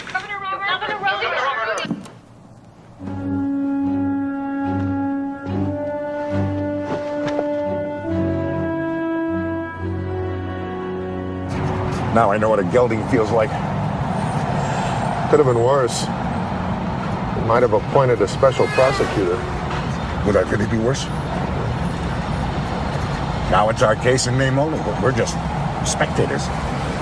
I can't believe we lost command because Steve Thomas had a public tantrum. Damn it. We should have answered him point by point. Now the world thinks he's a hero. And even if we get an indictment, even if we get a conviction, it's too late out. Our reputations have been ruined.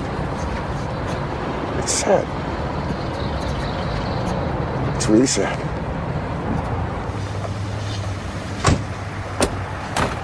They scrambled into the Justice Center with the media in hot pursuit. 12 Boulder County residents starting their first day on the grand jury investigating the JonBenet Ramsey case. Behind closed doors, they've begun the secret proceedings that could take months. Proceedings that could end in a criminal indictment. You got a minute? Sure, what can I do for you? I was wondering if you knew when you expect me to testify. I like to be real prepared for a grand jury. Tell you the truth, Lou, I don't know if I'm going to call you. I'm pretty far along the road where I'm heading, and I don't want to get distracted. I want to get home. I got a lot of material. Strong material. I don't doubt it. I just don't think it's for me. Lou.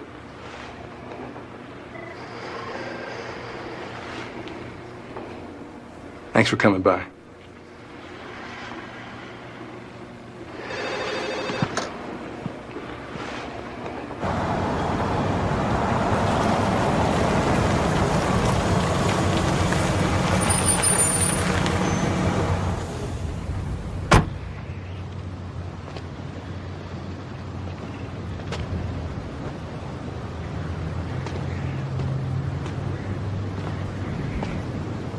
I heard you met with Caine. I'm tired of yelling from the back of the truck, Pete. So I'm resigning. I can't be part of a lynch mob. Lou, if I didn't have the responsibility of 300 felons on my docket, I'd be thinking just like you. Smith's swimming against the tide. He's the only person in America who still thinks they didn't do it. My guess is his letter has zero effect. Oh, you think so? Listen to what he's saying.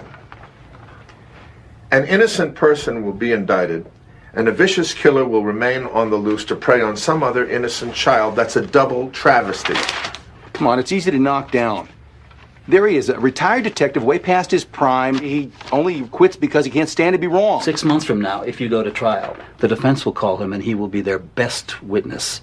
It won't be his foolish theory then. He's got the whole case in his head. We hired him for an overview and he has one. Even if he's wrong about the Ramsey's innocence, he can cripple the prosecution's case. Not the case I'm putting together. It appears the grand jury will continue to hear from CBI experts, including forensic analysts who may be able to shed more light on the ransom note. As it stands right now, that letter may be the most revealing piece of evidence prosecutors will have to work with. From courtroom to crime scene, the grand jury investigating the JonBenet Ramsey murder made its first visit to the Ramseys' former home. It's where the body of 6-year-old JonBenet was found in a basement room, strangled and beaten, December 26, 1996. It's a place these jurors know too well through documents, testimony, and photographs. It's a place they now know in person. Though no one outside the grand jury courtroom knows exactly what's going on the inside, it's certainly been a careful and painstaking process that will likely culminate in the testimony of the 2 people who remain under suspicion in JonBenet's death, her parents, John and Patsy Ramsey. If there was not a grand jury going on, perhaps there would be a candlelight vigil. If there was not a sense that there's some movement in the investigation, maybe we would have a candlelight vigil. 4 alternate jurors were dismissed today from the JonBenet grand jury, and informed sources say this means prosecutor Michael Caine will ask the panel to indict either John or Pat.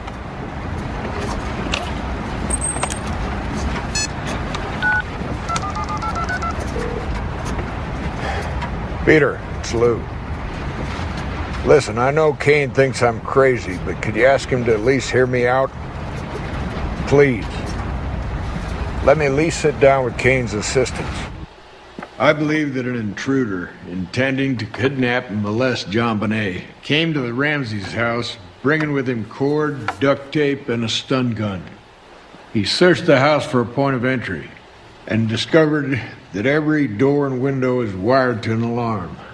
After discovering an open and broken cellar window, he climbed in, leaving a scuff mark. There's fresh entry at that window. Then he made his way upstairs looking to write a ransom note on the premises so that neither paper nor ink could be traced back to him. After finishing the note, he returned to the cellar to wait. The Ramseys come home. They go to bed, after which the intruder goes to JonBenet's room, knocks her out with a stun gun, tapes her mouth, binds her hands and feet, and wraps her in her blanket to keep her warm from the winter cold. He's intended to take her with him. Scared that an alarm might go off if he opens the door to the outside, he returns to the basement with JonBenet. She wakes up and screams. He silences her with his flashlight, quickly takes the cord used to bind her feet, makes a garrote, kills her, and hides her in the wine cellar. Then, using a suitcase to stand on, he leaves by the same window he came in through. Good presentation, Lou. I take this to Caine. I'm asking him to shoot himself in the foot. You have to recognize that I feel conscience-bound to present them. Are you saying you'll go public? I repeat, I'm conscience-bound. But if you're invited into the grand jury room, your remarks will be sealed. I want the grand jury to be able to decide fairly. That's far more important to me than public exposure. Courthouse observers are speculating that the appearance of Lou Smit and John Douglas before the grand jury could create enough doubt among the jurors to thwart efforts to bring an indictment in the JonBenet Ramsey case. See, if we indict and bring this to trial, you can't argue, ladies and gentlemen of the jury, the evidence of this case is very clear. Either Mr. or Mrs. Ramsey killed their child and the other one covered it up. Well, I mean, that may work in the movies. But if you can't show which one of them did it, there's nothing you can prove beyond a reasonable doubt. Now, Mike, I've been in every grand jury session with you.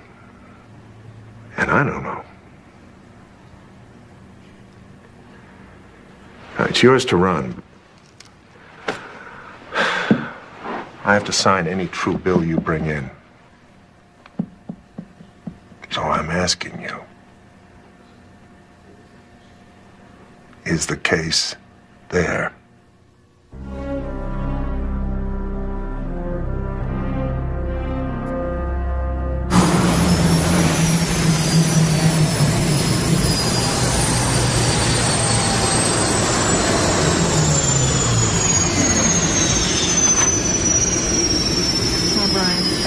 In Atlanta, the only way we could shake the press was to keep moving from motel to motel. What's happening here? If you're indicted, you'll be arrested. Caine won't make a deal unless you surrender. He must want to see you do a perk walk in shackles on the evening news. All right. After more than a year tethered to the JonBenet Ramsey murder probe, 12 Boulder County grand jurors appear ready to go home and perhaps ready to relinquish the case they've come to know so well. One juror even snapped pictures of the media, prompting speculation that the grand jury is nearly finished. I think it's time to let things go with that one for sure. You know, the cops definitely should keep the investigation ongoing, but, you know, the hype going around and people talking about it all over the nation still and stuff, it's like beating a dead horse. On the last day of deliberations, the Boulder grand jury had county escorts to buffer them against a media that was growing ever impatient. By 3:30, the 12 Boulder County residents exchanged hugs and walked away from the JonBenet Ramsey case for good. Soon, word was out that a significant announcement was about to be made. A mob of cameras, mics, and cell phones descended on the Justice Center. We're going to have a statement, but it won't be for at least 30 minutes. Let my people through. Sir? You guys look like you're standing around the Vatican waiting for a puff of smoke. Mr. Kane, why do you look upset? Now, this grand jury has been working on this case for more than a year. We're going to be going to Alex Hunter very soon. Let's go back to the studio right now. Thanks, Raj. News 4's Brian Moss has been waiting for Alex Hunter to come out. Let's go to Brian now. Brian? Hi, Bill. Alex Hunter is just leaving the DA's office right now. We're walking alongside him. He's heading to a position over by Boulder Creek. In his left hand, several pages of material. He's wearing a gray pinstripe suit. He has a statement in his hand. Alex Hunter, after the grand jury process, about to make his statement as he heads towards a podium position, wearing a red tie. But we'll now obviously hear from him live as he steps up. And we're going to be giving you an order from Judge Stansted, who, by the way, is sitting in for Roxanne Balin, who is not available today. So you are going to have those in your hands, and they deal with grand jury secrecy, which you will see, and most of you know, is extremely important and involved in all the remarks that I will make. At least it's guiding me in my remarks, and we'll have those for you. The Boulder Grand Jury has completed its work and will not return. No charges have been filed. The grand jurors have done their work extraordinarily well, bringing to bear their legal powers, life experiences, and shrewdness. Yet I must report to you that I and my prosecution task force believe we do not have sufficient evidence to warrant the filing of charges against anyone. Logic says she probably did it. Logic isn't evidence. In any case, how often is murder logical?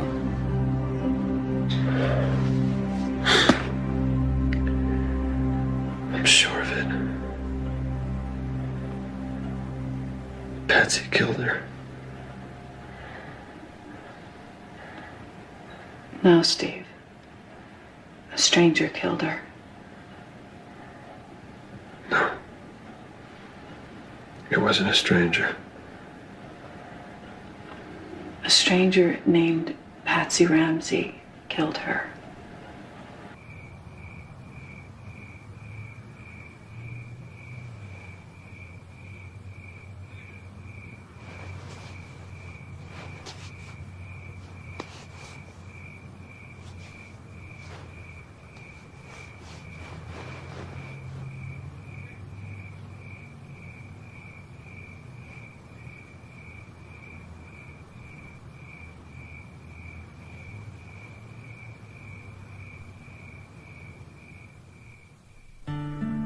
The Ramsey case has forever changed the lives of many of the men and women involved in the investigation.